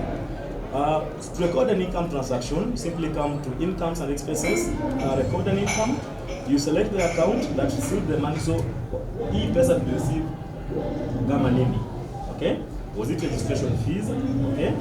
Anything else. So all the accounts that you operate or the voted, you need to have them created in the system. So maybe registration fees, amount probably 1,000, mode of payment maybe it was made in cash, date of payment probably today, received from maybe again can say Joseph, received by labda ule mtu alipewa pesa. The system will give us a reference number, a receipt number rather. In case the mode of payment, it's wrong reference, you can enter it. Kama hino, you can leave it empty. Then the bank, then you add a comment, say save. And then if everything is okay, the transaction will be posted. So basically that is it. Then apart from that, we can talk in terms of expenses. There are two types of expenses in the system. We have vendor-based expenses and non-vendor-based expenses. Vendor-based, these are expenses that are associated with specific vendors. Okay? For example, let's say you are now paying electricity, KPLC, so normally they give you their invoices, something like that. So you need to have those invoices in the system. So to you it is a bill. So when you are paying those bills, now you are processing those expenses. So the system allows you to have those vendors in the system. So to add a vendor, you simply come to add vendors. You enter the name of the vendor, the company, maybe they represent, the postal address, that are basically just the contact information. And then you can enter a bill. So when a vendor has given you their invoice, to you it's a bill. So you select the vendor. I don't have one in the system. You select the account from your chart of accounts that's associated with that job or that service, the amount, the reference number, the date of transaction, the bill due date, when will this bill, when are you supposed to pay it, and then a comment. And then hiyo siku ya kulipa ikifika, simply come to pay bills. You select the vendor. So you select the vendor, all their bills ambazo zijalipwa will be populated. You simply check the ones that you want to settle, then you settle. In case it is an expense that does not have a vendor, you simply come to pay bills, then you say record direct expense. So you select the account, you select, enter the amount, the bank that you are going to spend from, the voucher number, the system will give you that, the date of transaction, the mode of payment, the check or the reference number, the payer or receiver, and then you add a narration or a comment. So basically, that's how we manage the expenses and incomes in the system. Apart from that, probably I can talk in terms of the loans. We didn't see any loan products from the data you shared, but I'll just explain how the system works. So, first of all, the system does not limit you on the number of loan products. Okay, chamas and SACCOs and microfinance are treated with those names: emergency loan, development loan, school fees, newcomers. Okay. So the system allows you to create as many products as possible. So when you're adding a new product, you're basically defining the terms, how this product should behave. Okay? So those terms apply to every member who is applying for that product. So you enter the name of the product. Maybe you can call it development loan. The type of loan, is it short-term or long-term? Short-term loans are loans that run for less than a year. Long-term loans, they run for a year plus. Then loan rate type, how do you calculate your interest in this particular product? Is it on straight line basis or is it on using balance basis? So it will also depend with what you're doing. Out of the box, straight line, the monthly installments was nakuwa zinatoshana, they're always equal. So hata hapo ukisema no, you just override that decision. For using balance, monthly installments are not always equal, but still the system has a formula inbuilt that you can still use to make them equal. So that if you tell Mike that he'll be paying 5,000 monthly, that remains to be the rule. And then interest rate per annum, you can tell the system, so how much are you charging per annum for the interest. Let's say if you're charging 1%, that would be 12% per year. So just convert it. And then processing fees, in case you charge any, you can enter at what rate, maybe 1% of the applied amount. Minimum amount that can be applied. So for this particular product, what's the minimum amount you can allow someone to apply? The maximum amount you can also specify. The number of guarantors allowed. Wakati Mike can apply for a loan, atupatie guarantors wangapi, the highest number that we accept. So you can tell the system. Penalties, wakati Mike default loan, how do we calculate our penalties? Normally, whatever you enter here is a percentage of the defaulted amount. Okay, so if you are charging something else, probably you may let us know so that we customize it to the system. Then can a member guarantee himself? Wakati Mike can apply loan, na tunasema kupatia guarantors, yeye bado anaweza kuwa kwa hiyo list watu wana guarantee hiyo loan. A perfect example is probably someone using their savings or their collateral to guarantee their loan. So if you allow that, you say yes. If you say no, that means Mike has to look for other people to help him guarantee the loan. Then savings factor for this particular product. Savings factor, this one works mostly in circles, whereby you're told you can apply for a loan that's probably 3 times your savings. Okay? So if you say 3, it will 3 times your total savings to determine how much you qualify for.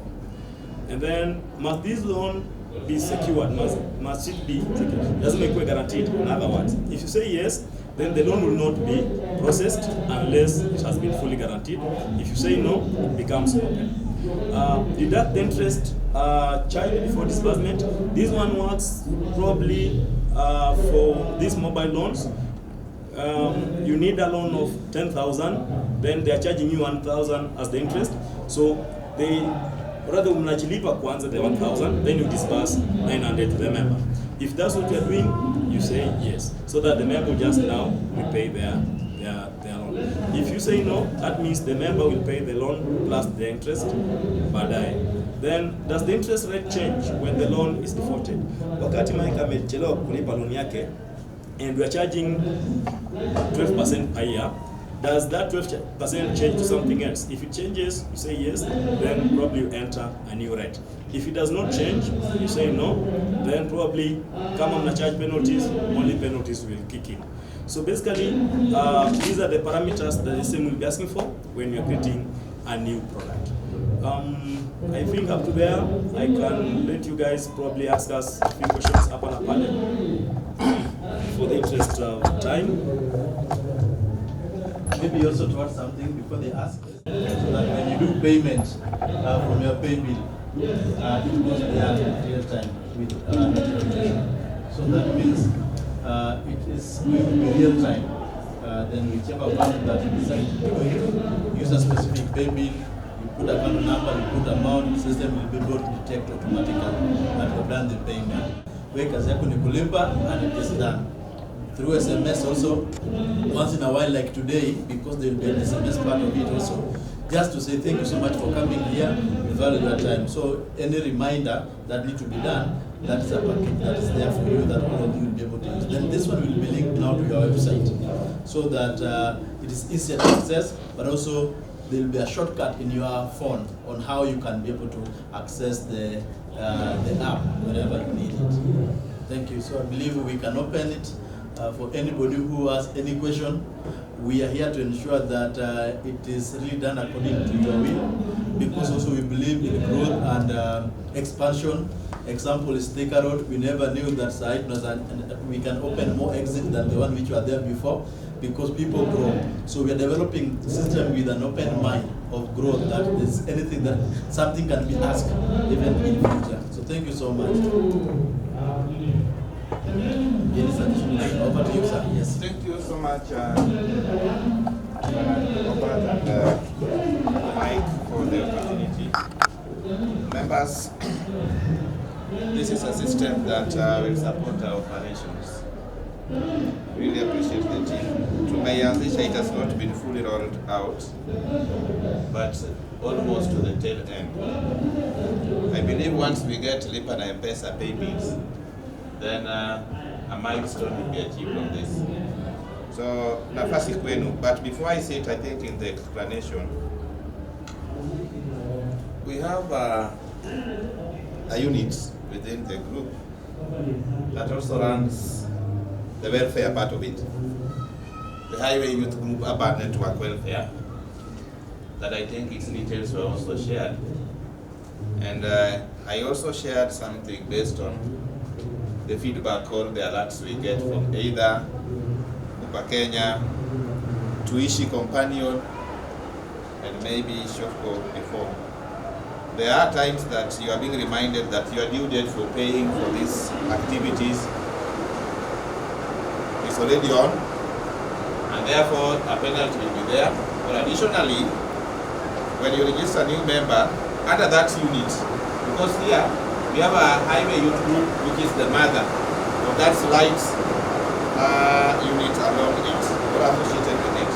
I don't know whether that is still on the offing or it will be incorporated here, because again, based on I remember I shared something to do with this, with you. So this could actually also, based on our maybe discussion, we could have this one also associated, all being paid as part of the activities. And then it also helps us get the data, the membership registration for this particular product, and then the member statement just the same as this, but all of them, because we have segregated the pay bill numbers for this, it will be separate from the one that will go to the SACCOs or the Tepobanki. So I request your guidance there as we proceed. So that's the question I have. Kwa wenzangu ambao tuko hapa, yeyote ambaye yu hapa amekubaliwa kuuliza swali. We are going digital as a group, and I thank the CEO because he mentioned for transparency. Sio lazima utume message, it will be seen. Mahali popote ambapo huko, I think the system is simple. Once you have maybe a small internet and your phone can have the link, you can be able to access and do also generate your statements. This will make our work easier. So kama yeyote ambaye yu hapa, the people work in finance, the SACCOs, any other member ambaye akona swali, unaweza uliza so that when you get back to them, then already they would have known areas that we needed also to be included. Mine is just to ask, is there a way that a member or a person can be traced when he or she is defaulty? Maybe it's not now is not within the SACCO and they have a loan. Can he or she be traced? She's asking, can the system help us trace? I don't know whether we can link the system to the other engines that we can trace. You member, how can you get this one? That's another question that comes down. So there is an issue of tracing and tracking, and then tracking the people without information.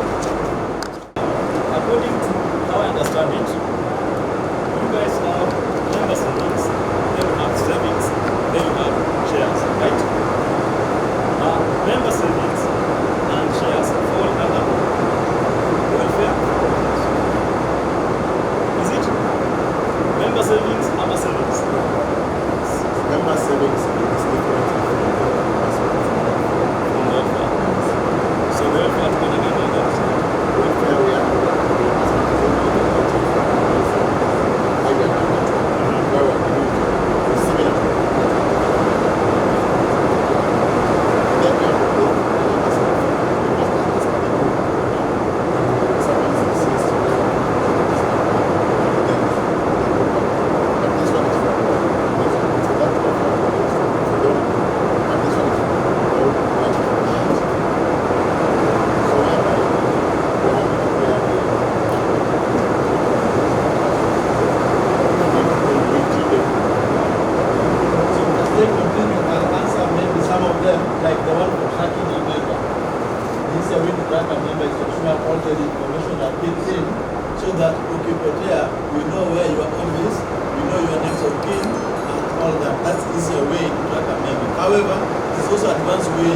where somebody can go to DCI, then that one can be tracked to where you are.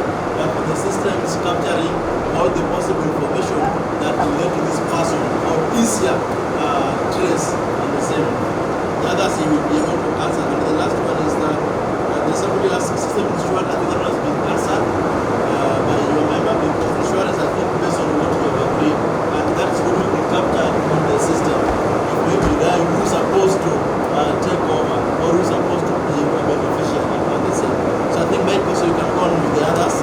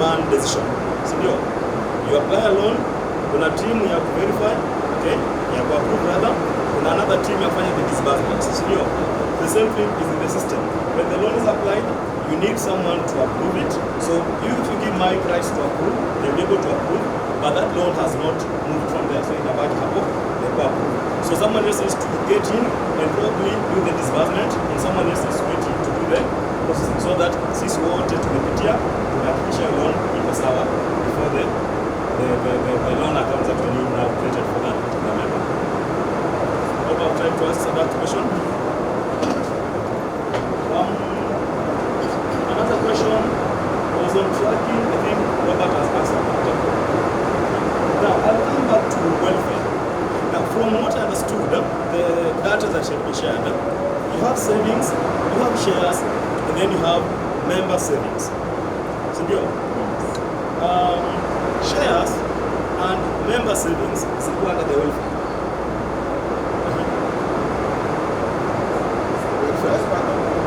Welfare is another outfit that is created within it. So the shares and the two types of savings, the member savings, go to the central accounts that will be dispersed at the end of the year. Then the savings for the savings and the shares, they go to the central banking, whatever by expansion on the Act. Then now, when you come to the welfare, this is an outfit, like you can have an organization and there's a unit. Like when you develop this for the organization, there's a small unit that runs its operation. That is where the welfare fits. So welfare has its own management way, has its own maybe contribution method, and its own registration also.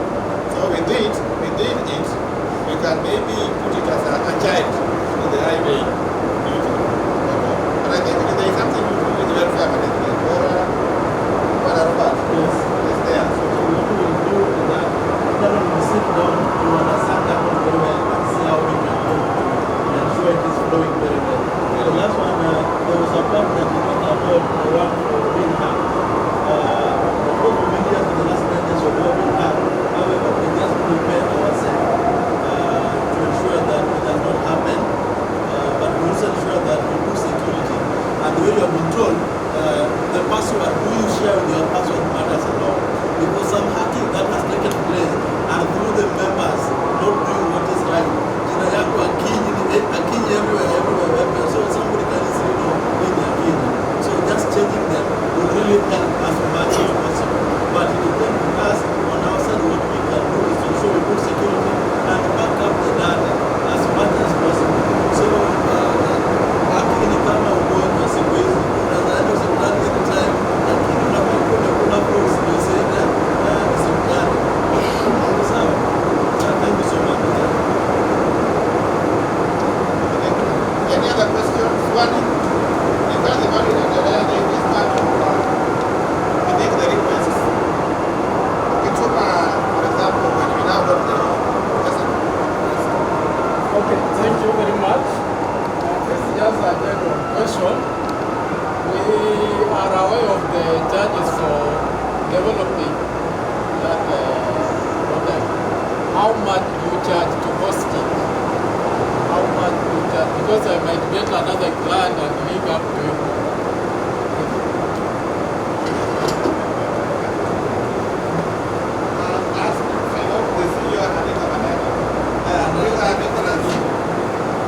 I have a question to the team of Road Research.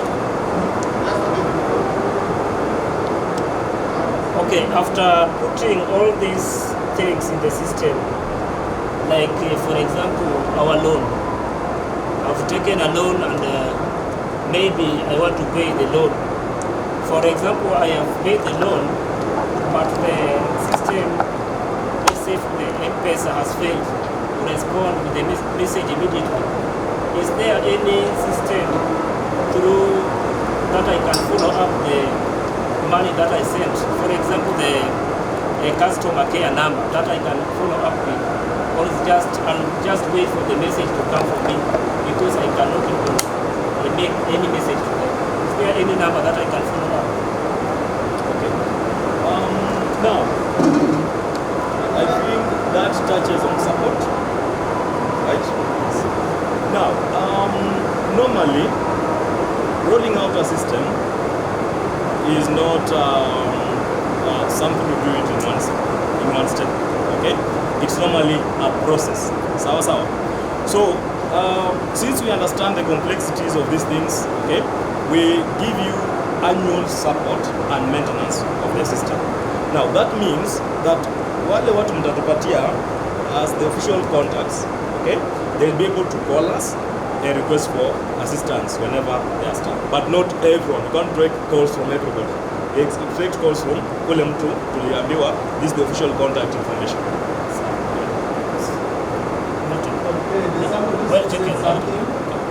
In case of a message fails, it happens, it can happen once in a while. Hata wewe mwenyewe maybe mtu amekutumia pesa na hujaona message na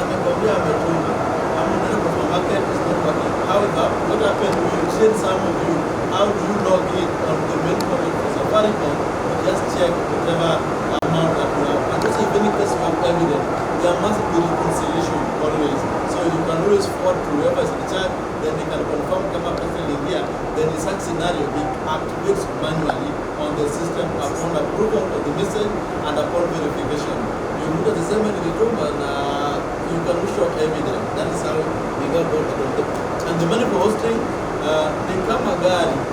Unaweza kuwa ununue brand because hataki vile na mtu naingia ndani ama uende kwa tuk-tuk ama uende kwa Uber uende whichever one.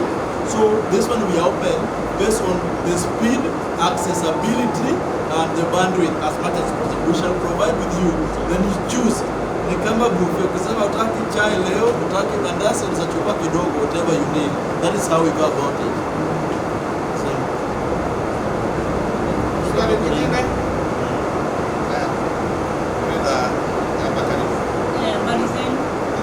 my question is, if I want to borrow 100,000, itakuwa kama kwa account yangu kwa pesa ngapi ndio Okay. Now, this one will entirely depend the bylaws of the chapter. Okay. So, if you guys say you qualify for, I don't know, let's say 2 times your savings, let's say you just check your savings, come on 20,000, it means you qualify for 40, so 100,000 will not be able to qualify. But bylaws will guide on the setup that you put in the system. and also to add, system is cast on what you do. We are just making your work easier, better, more effectively, and more efficiently as much as possible. So we are deciding to conform to what you do, but now doing it digital. So we are not even changing anything, but doing it much faster as possible. So we are open to your laws. Those are the ones that we put on the system. The controls that we make. Because if you do mtu apply 1 million yote. Since you guys will be hosting the system for us, will you be hosting the system for a fee? Yes, we'll be hosting for a fee and I explained earlier, but the fee we open share with you the possible options that we have and you choose the one that you might, the one that you might need. Nitu kama Nairobi, you can decide to stay in Rwanda ama stay Kibera, lakini zote utalala. So we are open as much as possible. The way tunasema which comfort do you need? And the same.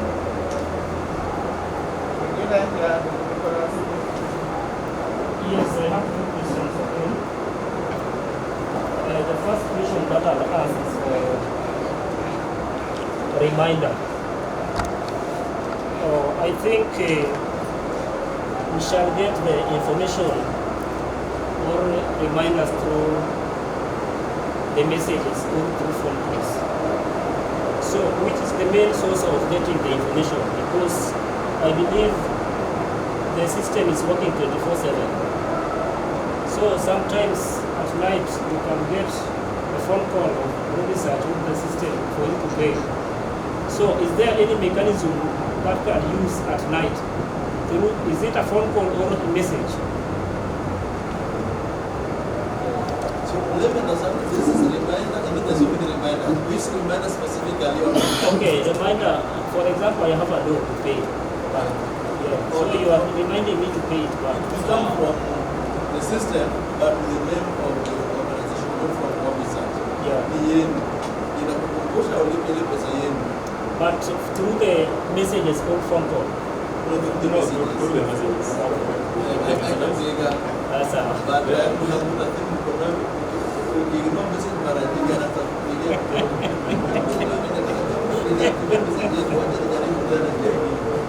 Then just to add on that, normally it is not just in the system. Out of the box, without any modifications, they are normally triggered at 8 a.m. So simple. So saa mbili unakumbushwa na loan yako, and this thing does not remind you on the due date. It starts reminding you at least 3 weeks to the due date. So 14 days to the due date, 7 days to the due date, then on the due date. Get it done. Zinakuja saa mbili, sio usiku. Swali nyingine? Another question to add on top of what he asked. Yes, I know sometimes nobody gets these messages, but that time that this person doesn't pay and they normally call, where will be the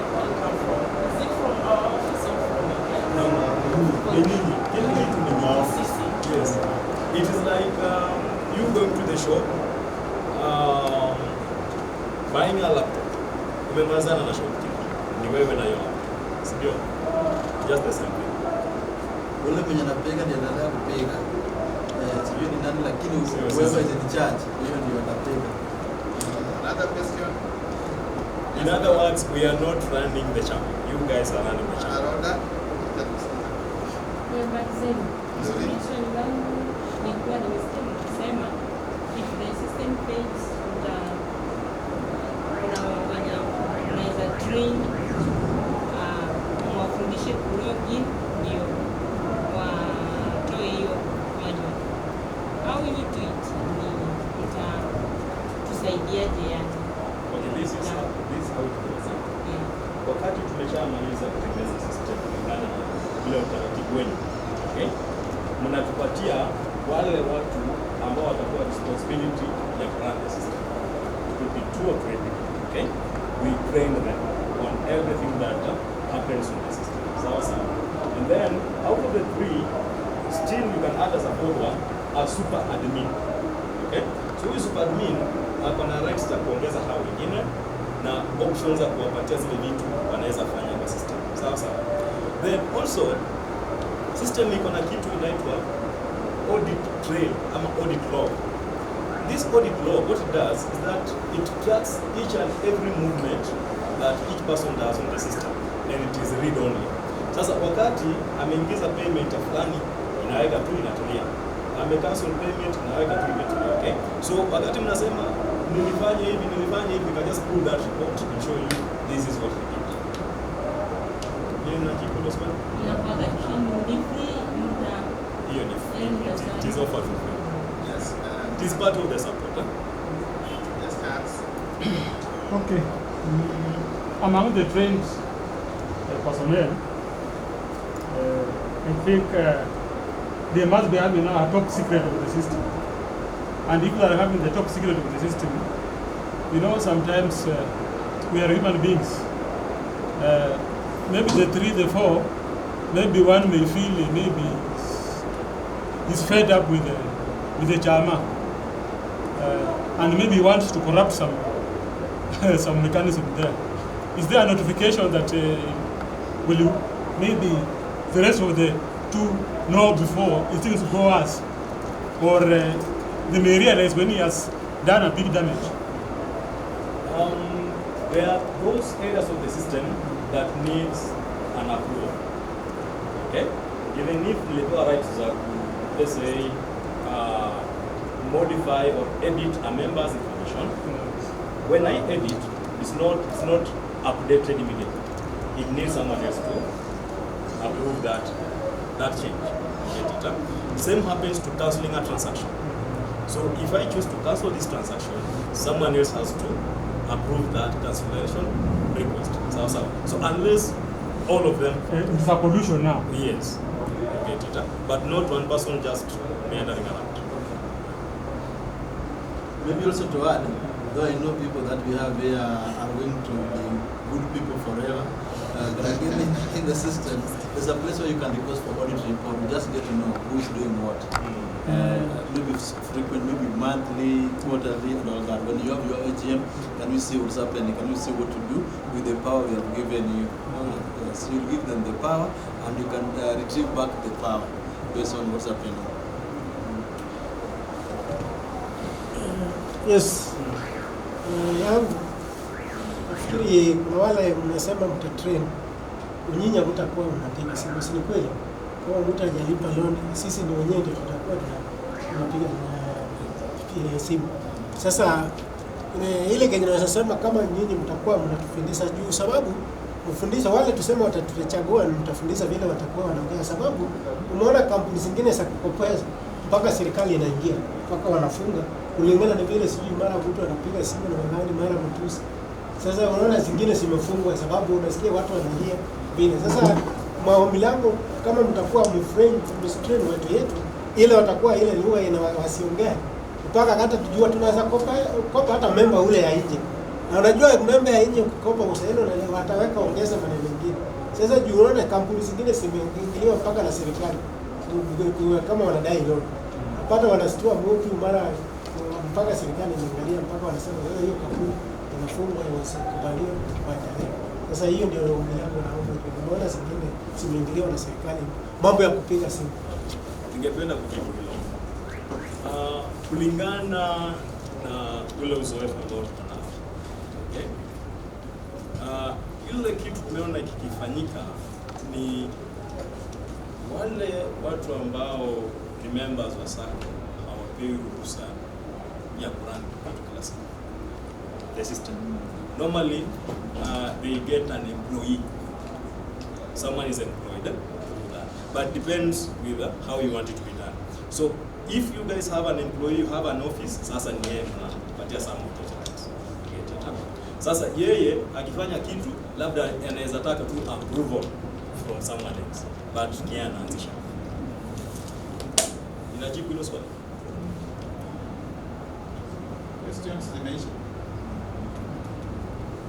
I think the road research team and the highway youth members, these guys were brought on board kutokana na kazi yenye wanafanya. I know the CEO Bwana Robert, so the other patron, I think maybe they have met one or two occasions. Please opens up a great opportunity for us to work together. You've shown us what you are already developing. We are very grateful for that. But we are improving on it as time goes. I think we'll request you that we refer back actually to the initial documentation that shows the structure of what we are supposed to be given on areas that have not been touched, because those are the key areas. When we give a report to the financier, he uses that, so he will go one by one. He was asking me about M-Pesa today. Then I told him that yesterday we've sent, I think I shared with Prudence, we've done M-Pesa 2 pay bills request based on the information we got. So that one I told him is on the office. Kile kinaendelea ni kwamba kulingana na makubaliano yetu, zile vitu ambazo zimeandikwa pale, all of them will be asked on what if or what style we made of them. So far we've started to see that at least kuna kitu inaendelea, which is we are very grateful and appreciating the team. But let us narrow down on that, where there is clarity that you need, especially, remember I mentioned the issue to do with the highway youth group urban network. This is very critical. We are borrowing up from the Cooper. Let's pick the Cooper straight away. You register, you get an alert that you've registered. You pay your monthly premium, you get an alert. You fail to pay on time, you also get a reminder. So you can also know that you defaulted to pay. So this is a unit on its own that needs to be embedded or blended together with the system, the overall system of the group. On an area of concern again, the group has various accounts, several of them, but we narrowed down on a number. So in case there is an extension of information you need, and the minimum number of accounts you can create there, then you can also share with you that information so that we tell you. When maybe the people will be trained, like if you go pale can know, hii pesa was for this fee, anaweka pale, hii pesa was for this account, that distribution. So I will share with you our financial contribution form. You look at it, because when you come to the savings, the SACCO, or the table banking, it's not really a SACCO because we're not registered with SASRA. But the thing is, it's a table banking unit. What happens there? There are 2 contributions. I have contributed my shares there. Shares will give me dividends. So I know the number of shares. We can even do, the other day I was thinking a question, how do we calculate the profit or the interest? There are 2 questions. So everybody was asking. So we try to ask, we get interest using this based on the savings. Then we get the dividends of the shares. How does it happen? There's a question on the same. So the table banking will have those under it.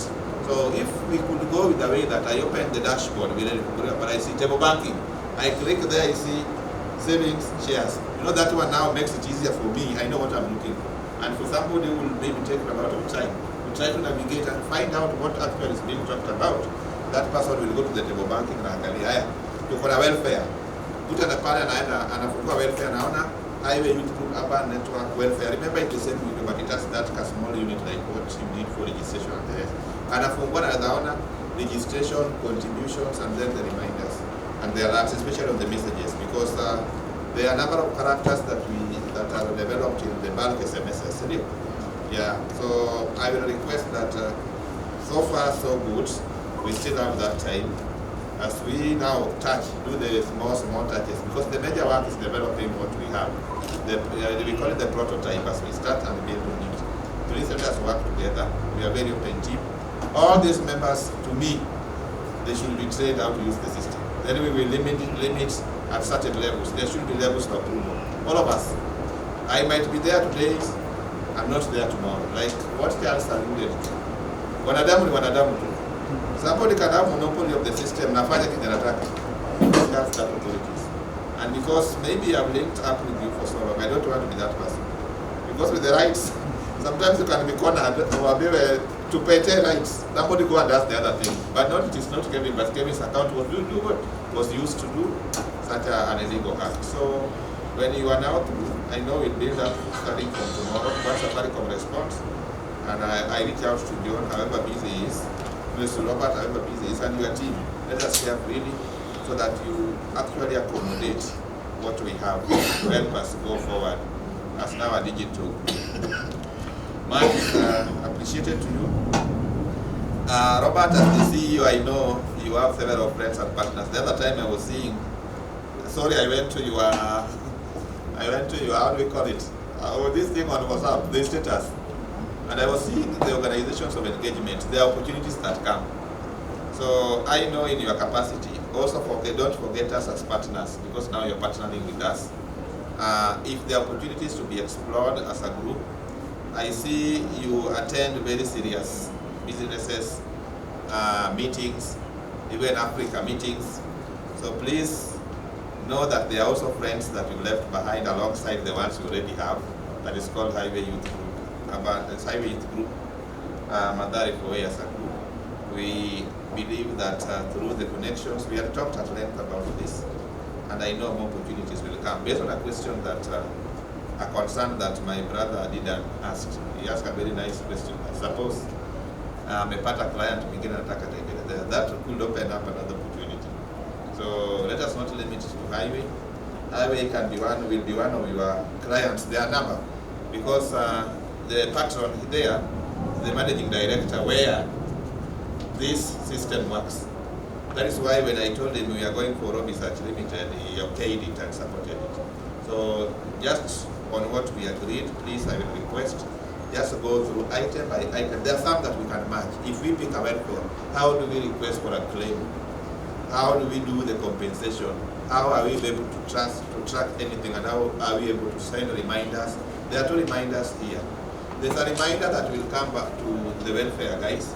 There's a reminder that will go to those who defaulted to pay for loans. And there is also the other one. We had subscribed to the services of Advanta Limited. So Advanta, we subscribed for the bulk SMSs that we pay. So with them, we send general messages to members that are also configured to come with our title to members. But remember now again, if we are sending members Highway Youth Group Urban Network, the title should be that to them. Ukiona hii unaona hii ni inaitwa high group. Hii imetoka high group. Hii imetoka Highway Youth Group table banking, so that it makes the work easier. So with much ado, so all in all, karibu chairman, to give your remarks, and maybe any member, you can give the member your remarks. And then we come back to the team. They can now give us their closing remarks. Then we have our players. I believe the photographers managed to take enough photos with the Robinson team also. So we are all together here. Those photos will also be taken. So karibu sana. Thank you. I think mimi swali zangu nilikuwa niliuliza nikiwa pale nikajibiwa. I was happy. Thank you for research. Sina mengi la kusema sahi, ila nitapeana nafasi to any one of you. Msije mkasema tulifungua tukanyimwa nafasi. I think mlikuwa na muda wa kuuliza maswali, mmeuliza maswali. But kama kuna mtu kuna jambo ambalo mmeuliza, anaweza kupeana dakika kidogo. And then I'll request a lady and a man, and then then mzee mmoja, alafu tumalize hapo kama kuja, then hapa. Mine is just to say thank you to our patron, though he's not here. And second, to say thank you to the Ruby Search Limited. And thank you for everyone who is here. We've taken our time to sit here and to learn something that we know if we work on it, we go somewhere and we'll make steps ahead of us. Thank you so much and have a lovely evening. Thank you. Thank you. One man. Asante sana Bwana Chair. Nilikuwa na point ndio sikie sauti yake. Kwanza kabisa tumeshukuru the organizers of this event ambayo ni Highway Youth Group, na tumeona wageni wamekuja pamoja pia na patron wetu, na tumejifunza mengi kutoka kwenyu, na nadhani bado tutakuwa pamoja kabla hata hiyo system haijakuwa complete ndio tujue mengi zaidi. Nimesikia utakuwa na trading kidogo, so hapo ndio tutajua. Hapa bado watu ni waoga pale kwa trading, ndio sasa tutakuwa tumechangamuka sana hata na maswali. Na sasa najua hata nyinyi mtatuuliza maswali. Leo ni sisi ndio tulikuwa tunawauliza, but hapo after training najua hata nyinyi mtauliza maswali, na nataka niwahakikishia kwamba tuko tayari kwa training, na kama kuna maswali pia utauliza, Highway haitakwepa kujibu. So tumeshukuru sana kwa niaba ya wanachama, feel free. Highway ni chama ambayo inapenda amani na tuko na mambo ya kuendelea mbele, so utatupea mengi zaidi. Anajua huwa mnawasiliana na our secretary, mengi atatupea hata kabla hatujakutana na nyinyi. Tumeshukuru sana, mbarikiwe. Kwa sababu patron na yuko but pia ni Ruby Group, Ruby's Group ama Ruby yes. Tumewashukuru sana na tunaona kama sasa Highway tuko kwa kiwango kingine. But the only thing nilikuwa nataka kuambia members of Highway ni kwamba nimekuwa nikisikia Secretary General anasema, Bwana Kevin anasema Highway si ile Highway mlikuwa mnasema niliingia na 2017 niliingia 2015. Hii ni Highway ingine by the way. Unaona hatuwezi kuwa na conference kama hii yote the whole day, na mkiangalia hata wewe ukiangalia tu, si mnaona kuna mambo imebadilika, na si Highway ile tulikuwa mlikuwa mnasema. So mimi leo nimeprove ya kwamba kuna highway, kuna new highway, na tumepiga hatua kubwa sana. If we can be able to sit together and talk to some people like diplomats, kama yule nani, to talk to CEOs being addressed, unaona ni highway ambayo tulikuwa tunafikiria.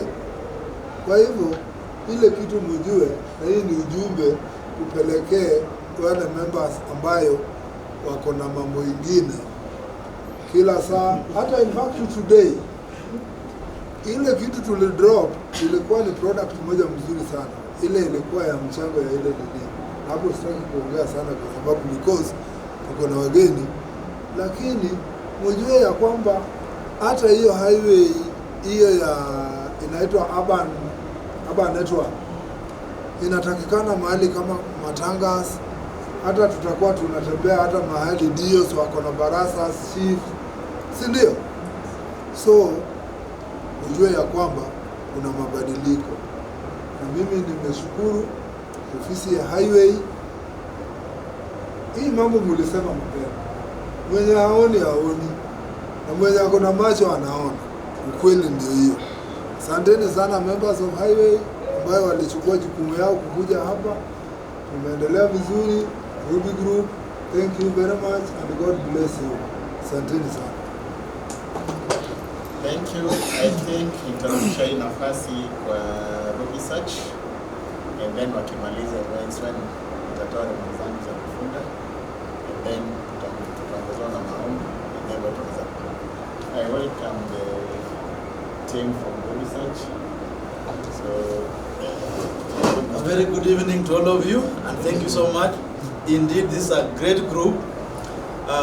There's something called visibility lead to credibility and finally profitability. When you're visible, people believe in you and they do business with you. I've been happy to see the kind of shirts and t-shirts that you have. How sometimes once in a while ukitoka pale nyumbani unatembea wengine anaona, then they can start asking you which group is this, and you should not tire doing good all the time.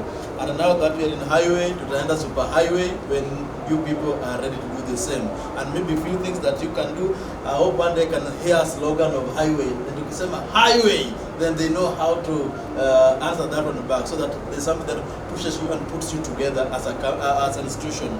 And from Research, we want to say thank you so much for allowing us and giving us opportunity. You had the power to choose any other company, but you chose Research Limited to make you digitally fit. So we will try as much as possible to give you what we promise and what you people want going forward.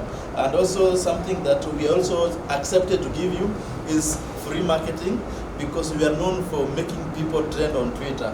#Occupy biashara yako. So we make people trend on Twitter, and we accepted to give at least free 1 week, just normal marketing at the correct time when the leadership will accept for free to just give back to you. We know other people where possible talk to your team to see how we can help. And nimesikia nimeitwa mkutano ya 20th. So haina shida, Mungu ni mwema. They shall provide where possible. When you believe, everything is possible. So asanteni sana. This is a good thing that we are doing.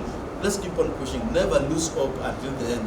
When people are about to lose hope, that's when great things happen. Yes. Sometimes when things are hard, that is when great leaders are born. That is when the profit come. Any big companies in Kenya, it's because they go through hard things. And sometimes they are tough. And sometimes you have to sacrifice. And thank you so much. And you are going to be one of the greatest one ever. Thank you so much. May God bless you. May you grow in the next year. Thank you. When hard things are happening, I don't want to water that one. Good leaders are being born. Yes. Okay. Kwanza nashukuru Mwenyezi Mungu kwa siku ya leo na jioni njema. Number 2, nashukuru patron kwa kuchukua time yake kuja kutembelea siku ya leo. Number 3, I also thank the big team of research for the good work that they are doing on the ground. And number 4, I thank every one of you for making it successful for the day today.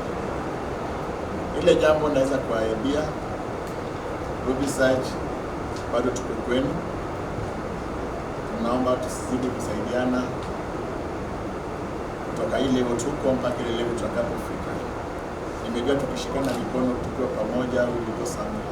And we can request you come next year, mji pia tunawakaribisha tujoin tutembee pamoja katika hili safari. Jambo la mwisho, I thank the organizing team and the organizing department ambao wamesimamia idara ya leo. Mungu awabariki. All in all, what I can say, unity is power, teamwork is power. Tukishikana mikono, tufundishane, tusemeshane, I think tunaenda mbali. May God bless all of you and you have a good evening after the evening this evening. God bless you all. I only request Wanabado that tusiongoze kwa maombi and then tupate kufunga siku. Thank you. Wacha tuende kwa ndugu zetu. Baba wetu, mfalme wetu, Mungu aishie milele, tunasema ni asante kwa sababu umekuwa pamoja nasi kwa muda ambayo tuliitisha Mungu. Wakati ambapo tulikuwa tunaanza mjadala yetu, Baba, tuliitisha ufalme wako ili ukue pamoja nasi. Unajua ya kwamba wewe ndiye Mungu anayeweza kila jambo.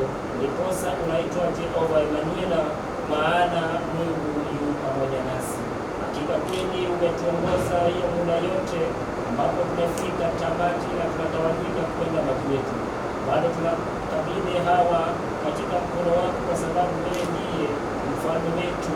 Uongoze wale wageni wetu kutoka research. Nimeyasikia yale wametuambia Mungu wetu aishie.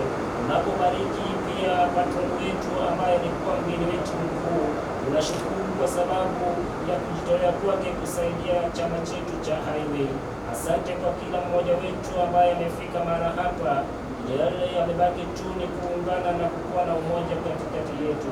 Unapoenda makwetu Jehova Jire, wacha malaika wako itawale inapotuongoza katika shughuli zetu.